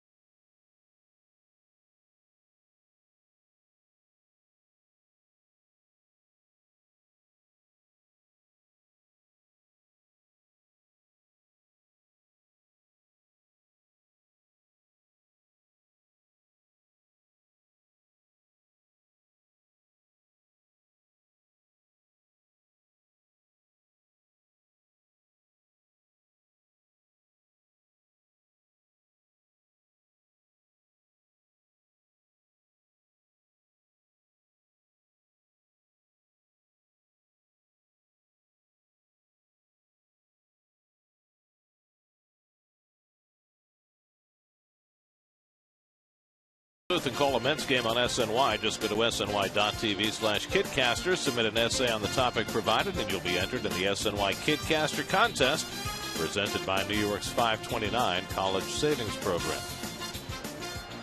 Let's answer our Verizon trivia question. Major League franchise with the most no-hitters? I'd guess the Dodgers. Dodgers is my guess, too, yeah. That's from Sandy alone. Yeah, 4 Sandy Koufax did. Daniel Murphy 3 for 3 now facing Kevin Quackenbush, the third Padre pitcher of the night. From Land O'Lakes, Florida. I only say that because I love saying Land O'Lakes. Went to the University of South Florida, and he's been one of the more valuable relievers here. 58 games last year. Big night for Murphy. 2 singles and a home run. He's scored 2. He's driven in 3. And you see the numbers on Quackenbush. Another one of those long San Diego Padre names, Gary. Need broad shoulders to play for this team. And Murphy bounces one foul. Murphy, Kadire, and Flores for the Mets, who have struck out 14 times in 6 innings, but posted 6 runs and 11 hits. Andrew Cashner, 4 2/3, 11 hits, 6 runs, 5 earned, no walks, 12 strikeouts. A history-making night. Not one Cashner will appreciate. Breaking ball hit the other way, down the line, toward the corner, fair ball. It bounces around. Murphy pulls into second base with a leadoff double, and Daniel Murphy is 4 for 4. Well, Murphy's the best breaking ball hitter on the Mets team, and drops this right on the line, down the left field line on that breaking ball from Quackenbush. See, if Adrian Johnson was here, and it was 3 years ago, he would have called that foul. That's right. Adrian will never live that down. You know what, though? It's one of those quirky things. Yeah. It's kind of like, the Don Denkinker call in the '85 World Series. The Royals won the World Series, and no one takes that away from them, but they had a little help. That's right. And that's just the way it is sometimes. There's Michael Kadire, who doubled his last time up and takes the fastball inside. And well, that's not the way it used to be. Well, even with replay, there, not every replay call is perfect. Right. Sometimes stuff happens, and calls, not all of them are reviewable. In fact, they're the call that Adrian Johnson made on the Carlos Beltran ball in Santana's no-hitter may or may not have been reviewable, because the rule is that it has to be behind the umpire, and it was very close, right? Yeah. It was right near his feet. So in the current rules that govern replay, that might or might not have been reviewable. The umpires would have to meet and figure it out. They'd have to be told by the folks on Park Avenue whether it was reviewable. Then they'd have to review it. Then they'd have to decide whether there really was chalk dust brought up. While they were writing the pace of game initiatives. And making the guy working on the no-hitter stand around the mound. Right. I believe it was Newton who said, as Kadire strikes out for the 3rd time, I believe it was Newton who said that for every action there's an equal and opposite reaction. Exactly. Which ties in with the law of unintended consequences. So that is now 15 strikeouts for the Padres pitching staff tonight, amongst the 6 runs and 12 hits. Flores has struck out twice. He had a base hit back in the 1st. Murphy at 2nd and 1 out. And Wilmer takes a fastball for a strike. I know for you folks at home, I've gone over to cut. The games that I would have high strikeout games are the games that the other team is just not going to collect any hits or runs. I mean, I think I struck out 12 maybe a couple of times, and I think they both were shutouts. So to have Cashner, who's a very good pitcher, go out there and strike out as many as he did and give up that many runs still startles me.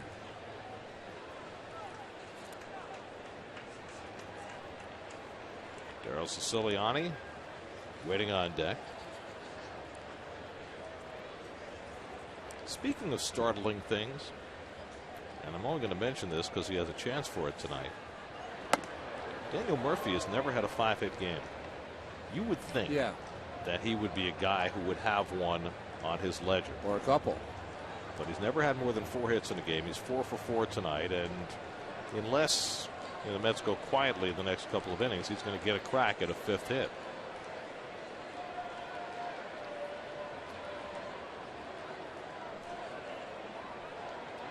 1-2 to Flores, and bounces the curveball. 2-2.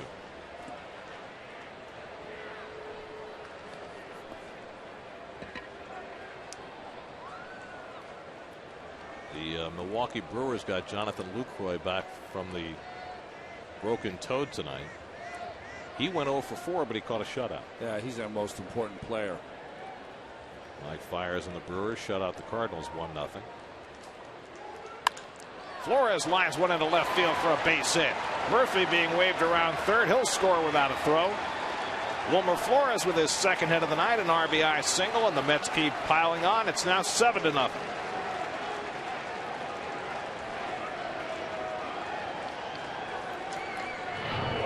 Murphy has scored his third run. Hanging slider there to Flores. And lined into left field.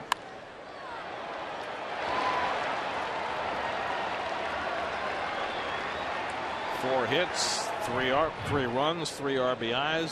Full night for Murph. Will look great in the box score tomorrow. 23rd RBI for Flores. Now Siciliani, who picked up his first big league RBI with a base hit in the 5th, then proceeded to steal his first major league base. 1 for 3 on the night. Siciliani getting the start tonight because Lucas Duda's knee was a little stiff. And the Mets have been just fine without Lucas tonight.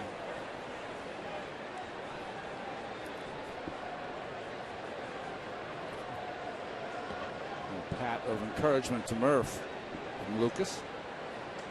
Maybe that'll help him get a 5th hit.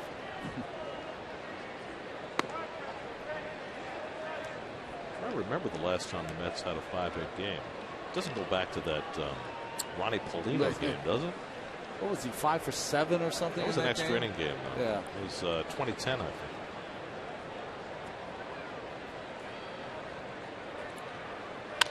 Hit hard, and Solarte picks it out of the air, steps on first for the double play.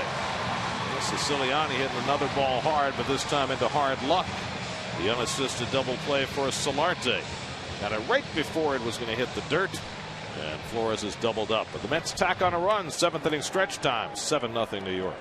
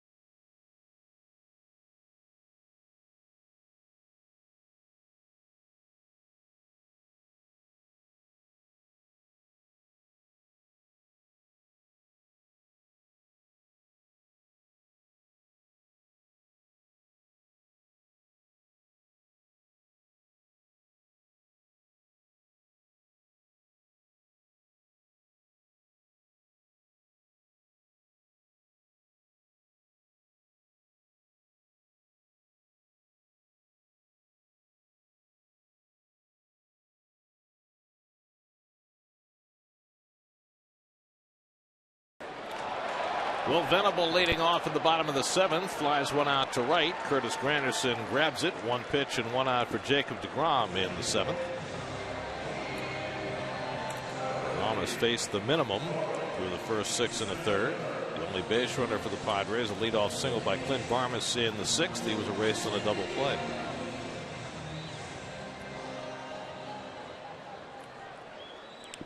Now Corey Spangenberg, who has struck out and flied out 0 for 2. Back to DeGrom.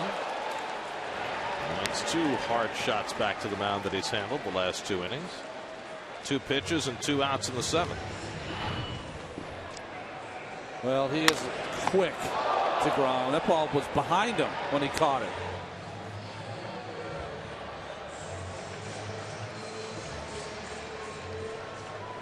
Hitters hate that when he got a base hit up the middle and the pitcher makes the play. Drives him crazy. Do you think Justin Upton is tuned in enough to take a pitch here? Can't swing. Not allowed to swing. No. DeGrom made it easy for him. He did. Upton has struck out and flied to right 0 for 2.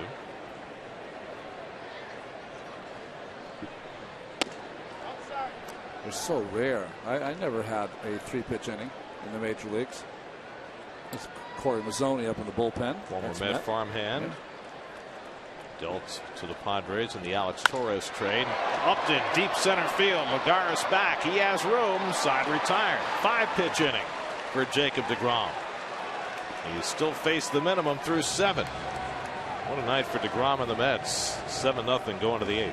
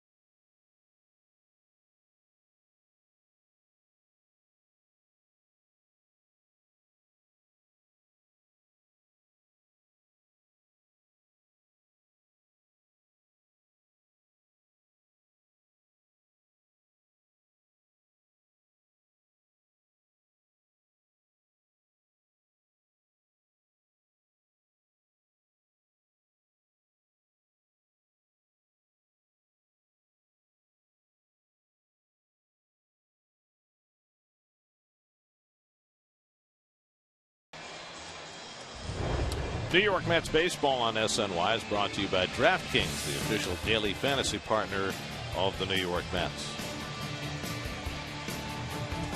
What do we got going on here? Little IPA.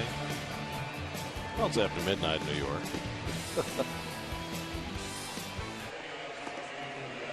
I don't think we've ever shown a proper beer pour on our air in 10 years. And he knows how to do it. That was beautiful. Tip the cup sideways so you don't get too much foam. Very nice. Now the former Met farmhand Corey Mazzoni will pitch against his old organization for the first time. Yeah, he's just recalled. You see the numbers have not been great so far for Corey. Traded for Alex Torres. First man he'll face is Juan Lagares, who's had a very nice night at the plate tonight. 2 for 3, a triple and an RBI single. And a night that Lagares needed. Backhanded by Barmes, and the overhand throw gets him. Away. Boy, you can really tell that Yangervis Solarte has not played a lot of first base. Yeah, he just seems uncomfortable over there. At the play early in the game when Middlebrooks threw it and he had to leave the bag, and it cost the Padres a run. It's almost like he's anticipating a bad throw every time he's over there. Now Kevin Plawecki, who's 0 for 3. Well, the good news for the Padres is they should get their regular first baseman Yonder Alonso back in the next couple of days. Matt Harvey gets to rest in this series. His next start will be at the scene of his first major league start in Phoenix. Always nice for pitchers when you have a controlled environment to pitch to, because you know you're not going to have any rain delays, or there it would be heat delays. And you know, since the temperature is going to be over 100, the roof will be closed for all 4 games the Mets play in Phoenix. There was such a controversy there a few years ago when Randy Johnson and Kurt Schilling pitched there, because they always wanted the roof to be closed even when the weather was nice, because the ball doesn't carry as much. There was a game the Mets played there where Randy Johnson was on the mound. Kaz Matsui led off the game with a home run with the roof open. They had some threatening weather. They closed the roof. Mets won it 1-0. Wow. And Randy was beside himself. 2-2 to Plawecki. DeGrom is out on deck. Corey Mazzoni out of NC State, same school that produced John DeMarsico. There you go. Very nice. Was DeMarsico a catcher? Catcher, yeah. But he was a few years before Mazzoni. They wouldn't have crossed paths. Remember Corey when he would pitch in spring training. Pretty straight fastball, good overhand curveball. He had one big year, I think, in Binghamton, where the Mets thought he really was going to be a prospect. Then he hurt himself. And he just misses away, ball 4, and that's the first walk of the game for either side. Let's check in with the studio. Kareth Burke has another game break brought to you by Ford.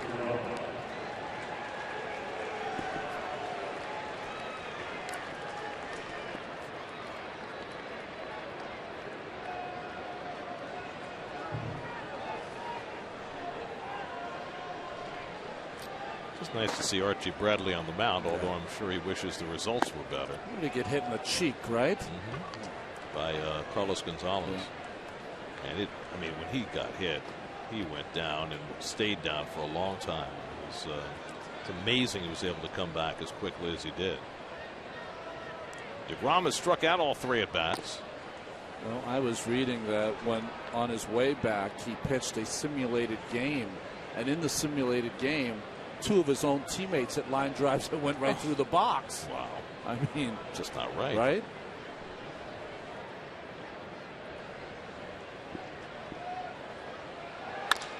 Double play ball, Spangenberg and Barnes turn it over easily. 4-6-3 to end the top of the 8th. So DeGrom can go back to the mound where he's working on a 1-hitter.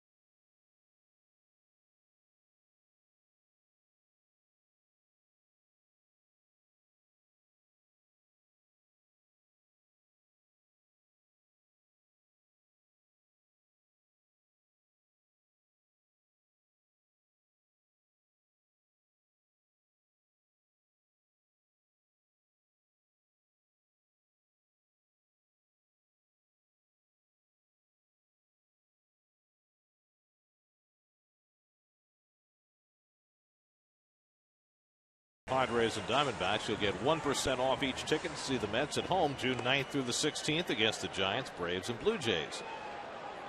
Log on to Mets.com/strikeouts for more information.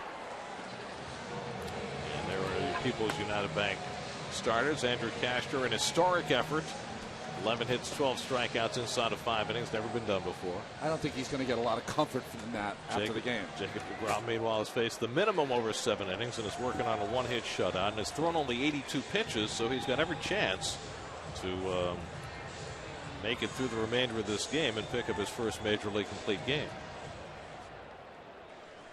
Depends what happens here in the 8th as to whether he'll get a shot in the 9th. Matt Kemp leads off. Kemp has struck out and flied out 0 for 2 tonight. And the curveball misses from DeGrom, one of the few he's thrown tonight.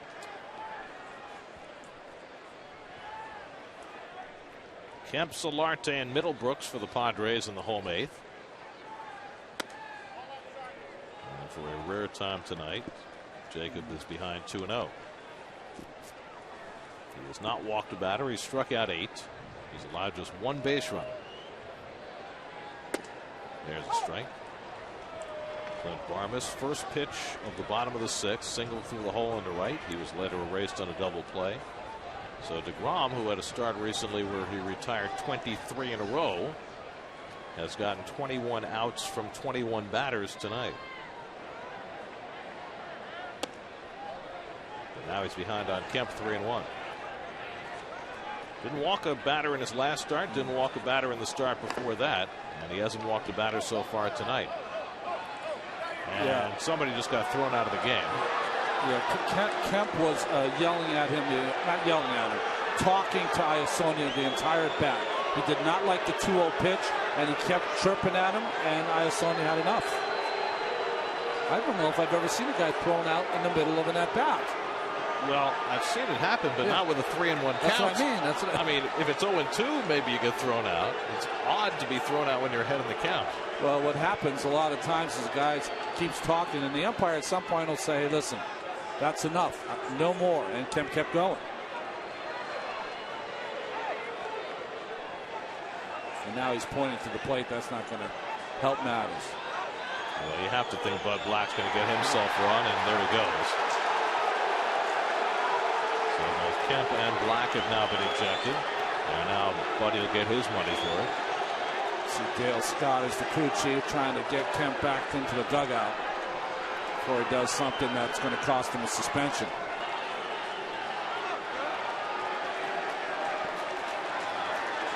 Meanwhile, Black continuing the conversation with Dan Iasonia.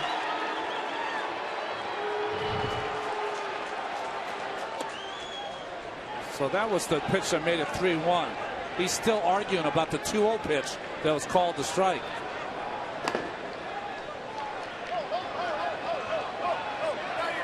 And that was the end of that. So somebody's going to inherit a 3-1 count here. It's going to be Alexi Amarista to bat for Kemp.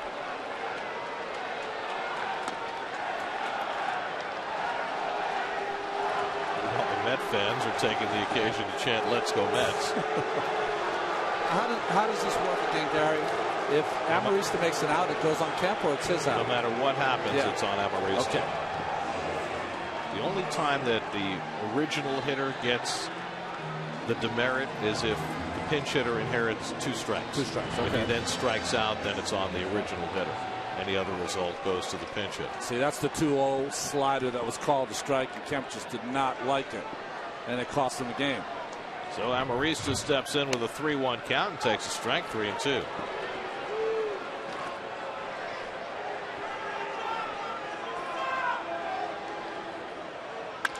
Lined and caught by DeGrom. He's done everything. That was a bullet.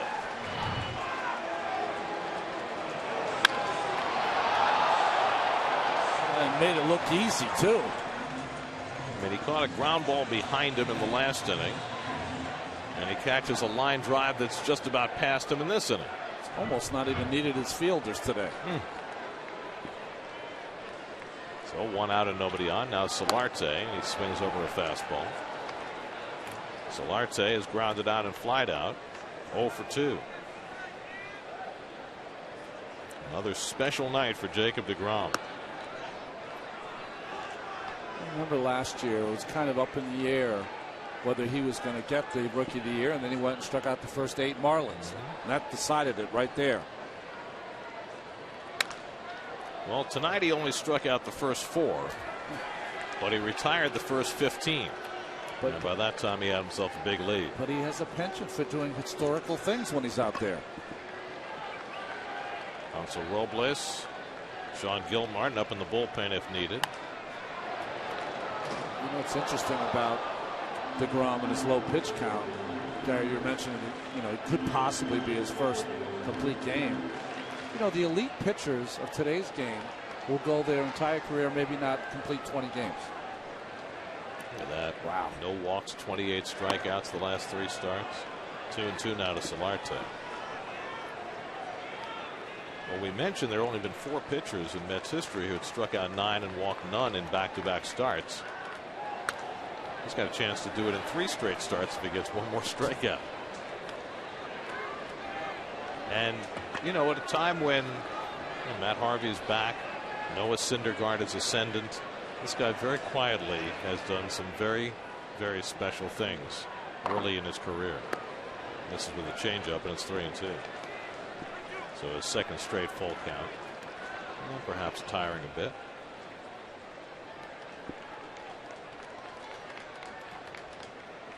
Three 2 to Solarte. He lines it to center, but right there is Lagares. 2 out. Well, everything's going right. That's a pitch.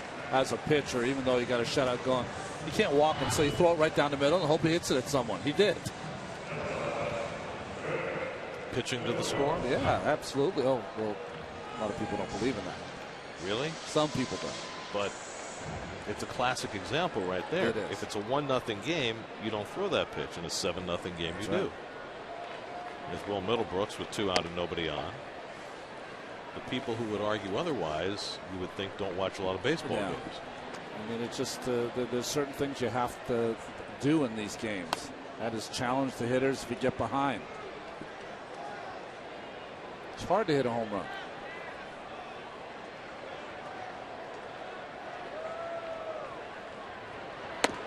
And DeGrom falls behind on Middlebrooks 3-0. So he's clearly losing some steam here. I think this will be his last inning. Might be his last pitch. Yeah, you're right. About to throw his 100th. If he walks Middlebrooks, he might well make a change. Here's a strike. Middlebrooks has popped up and struck out tonight. DeGrom has faced the minimum over 7 2/3, only 1 base run. 3-1 coming. Grounded in the hole. Flores knocks it down, but has no play, and Middlebrooks has an infield hit. And there is the second San Diego hit of the night. Well, he could never field it cleanly on the backhand. Once he can't do that, no play for Flores.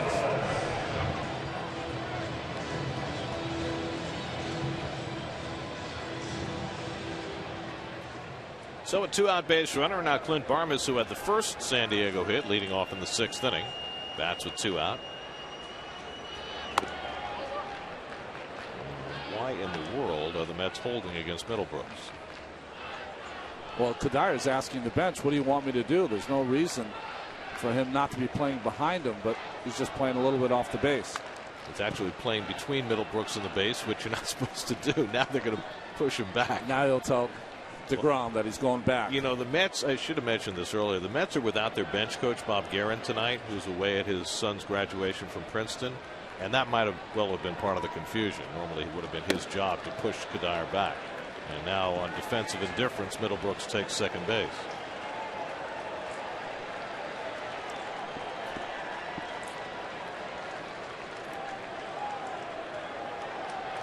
One and 2 to Barmes.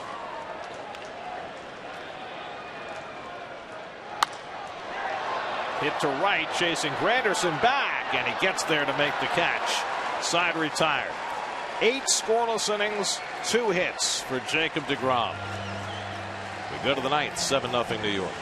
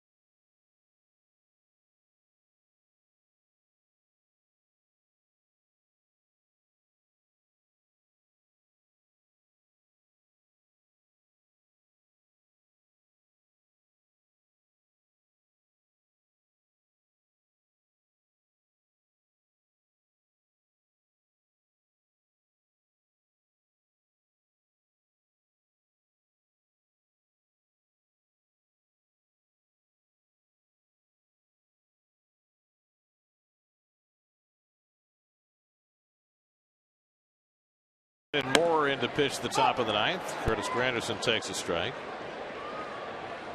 Jacob DeGrom, 105 pitches and 8 scoreless innings. Looks like he's done for the night. Moore with a changeup. Gets ahead on Granderson 0-2. Brandon Moore, the former Seattle Mariner, strikes out Granderson on 3 pitches. Third time Granderson has been struck out tonight. And that is 16 now for Padre pitchers. Alexi Amarista stays in center field. Will Venable moves over to right after Matt Kemp was ejected. The Met record for most strikeouts by their hitters in a 9-inning game is 19. Carlton? Yeah. So, barring a 4-strikeout inning, they're not going to get there tonight. You never know.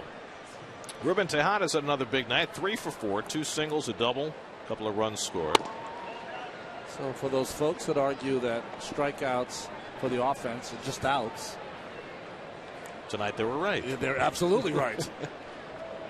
I mean, you can look back at 2 situations in this game that this had been a closer game where they absolutely mattered. Yeah. Third inning, fourth inning, the Mets had a runner at third, less than 2 out, and didn't score because of strikeouts. Kadire, Milwaukee. But as it turned out, they put up a 4th spot in the 5th inning to break the game open, and they've gotten spectacular pitching from Jacob DeGrom. Sean Gilmartin looks like he'll pitch the bottom of the 9th. Moore has an outstanding slider. Most appearances on the team for the Padres. This is 23rd. Down the right field line. Over comes Venable into foul ground to make the catch. And Tejada retired, 2 out. So now Daniel Murphy has a chance to do something he's never done before.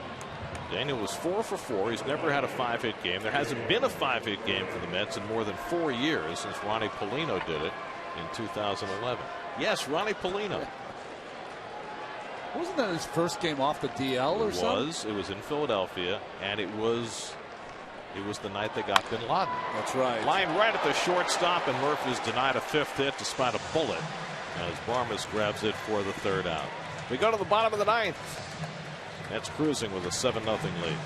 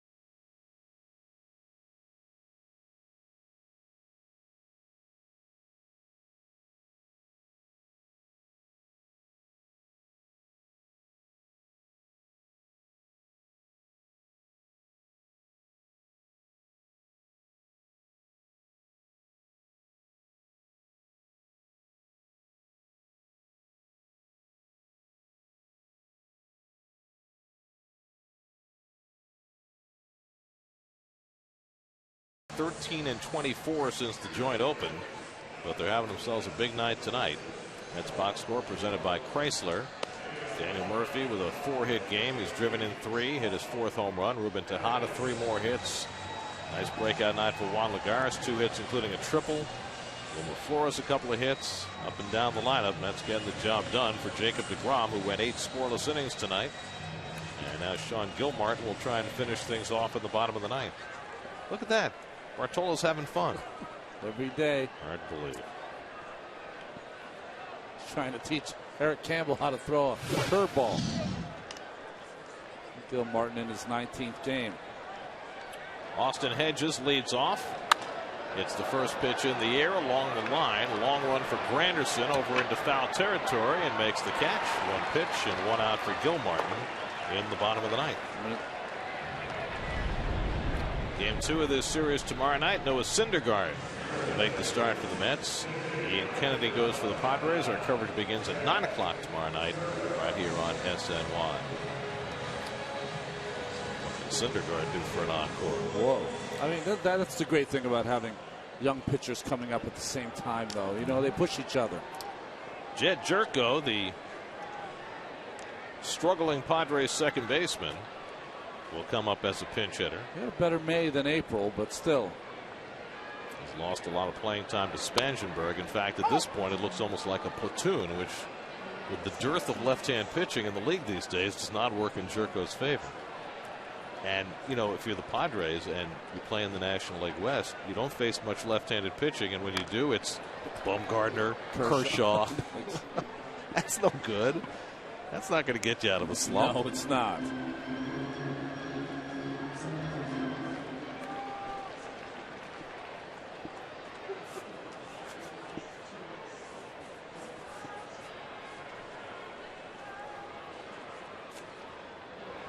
Five days since Gilmartin went to the mound. That was in Syndergaard's game. Came into a couple of outs. Well, that really has become his role, as you see Venable on deck for Gilmartin. You know, Familia has the closing role. Gilmartin's role is to eat up, you know, those kind of innings that you don't want to use any of your other relievers, and he's been effective at doing it. Yes, Jerko looking at the curveball, and there are 2 out. So the Padres are down to their final out. So this is the first time since 1997 that the Mets and Yankees are both playing on the West Coast on the same day. Here the Mets are up 7-0 in San Diego. Yankees are up 7-2 in the 8th. That was against King Felix tonight in Seattle. So, you know, for the fans of both teams, staying up late and having something to stay up late for. Right.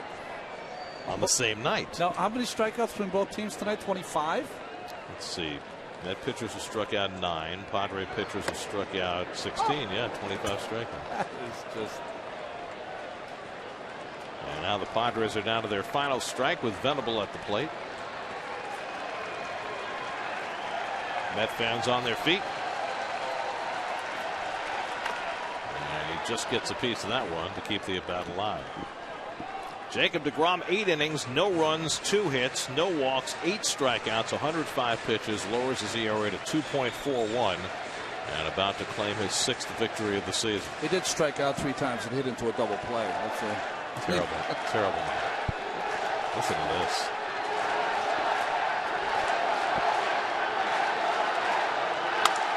Hit to short. Flores has it on a hop. Low throw, handled by Kadire, and the ball game is over. The Mets post the shutout as DeGrom goes 8, allows just 2 base runners, and the Mets have their 5th shutout victory of the year as they overwhelm the Padres tonight 7-0. Well, just a fantastic and strange game on a full moon night. DeGrom was DeGrom, just outstanding, throwing strikes. Was perfect through 5 innings. Barmes got the first hit, and 7 hits by Murphy and Tejada with a big difference. Here's your game summary. DeGrom the story on the mound. Murphy and Tejada at the plate. Murph with a 4-hit game, a homer, 3 RBIs, and the Mets cruise past the Padres in the opening game of this series, 7-0. For every Mets win, the Mets Foundation is proud to contribute $2,500 to the Cass Women's Hospital and the Cass Institute for Women's Health. For more information, visit northshorelij.com/KIWH. This win brings the total contribution so far this season to $72,500. Mets win their first game on the West Coast this season. shut out the Padres 7-0. More from Petco Park is coming right up.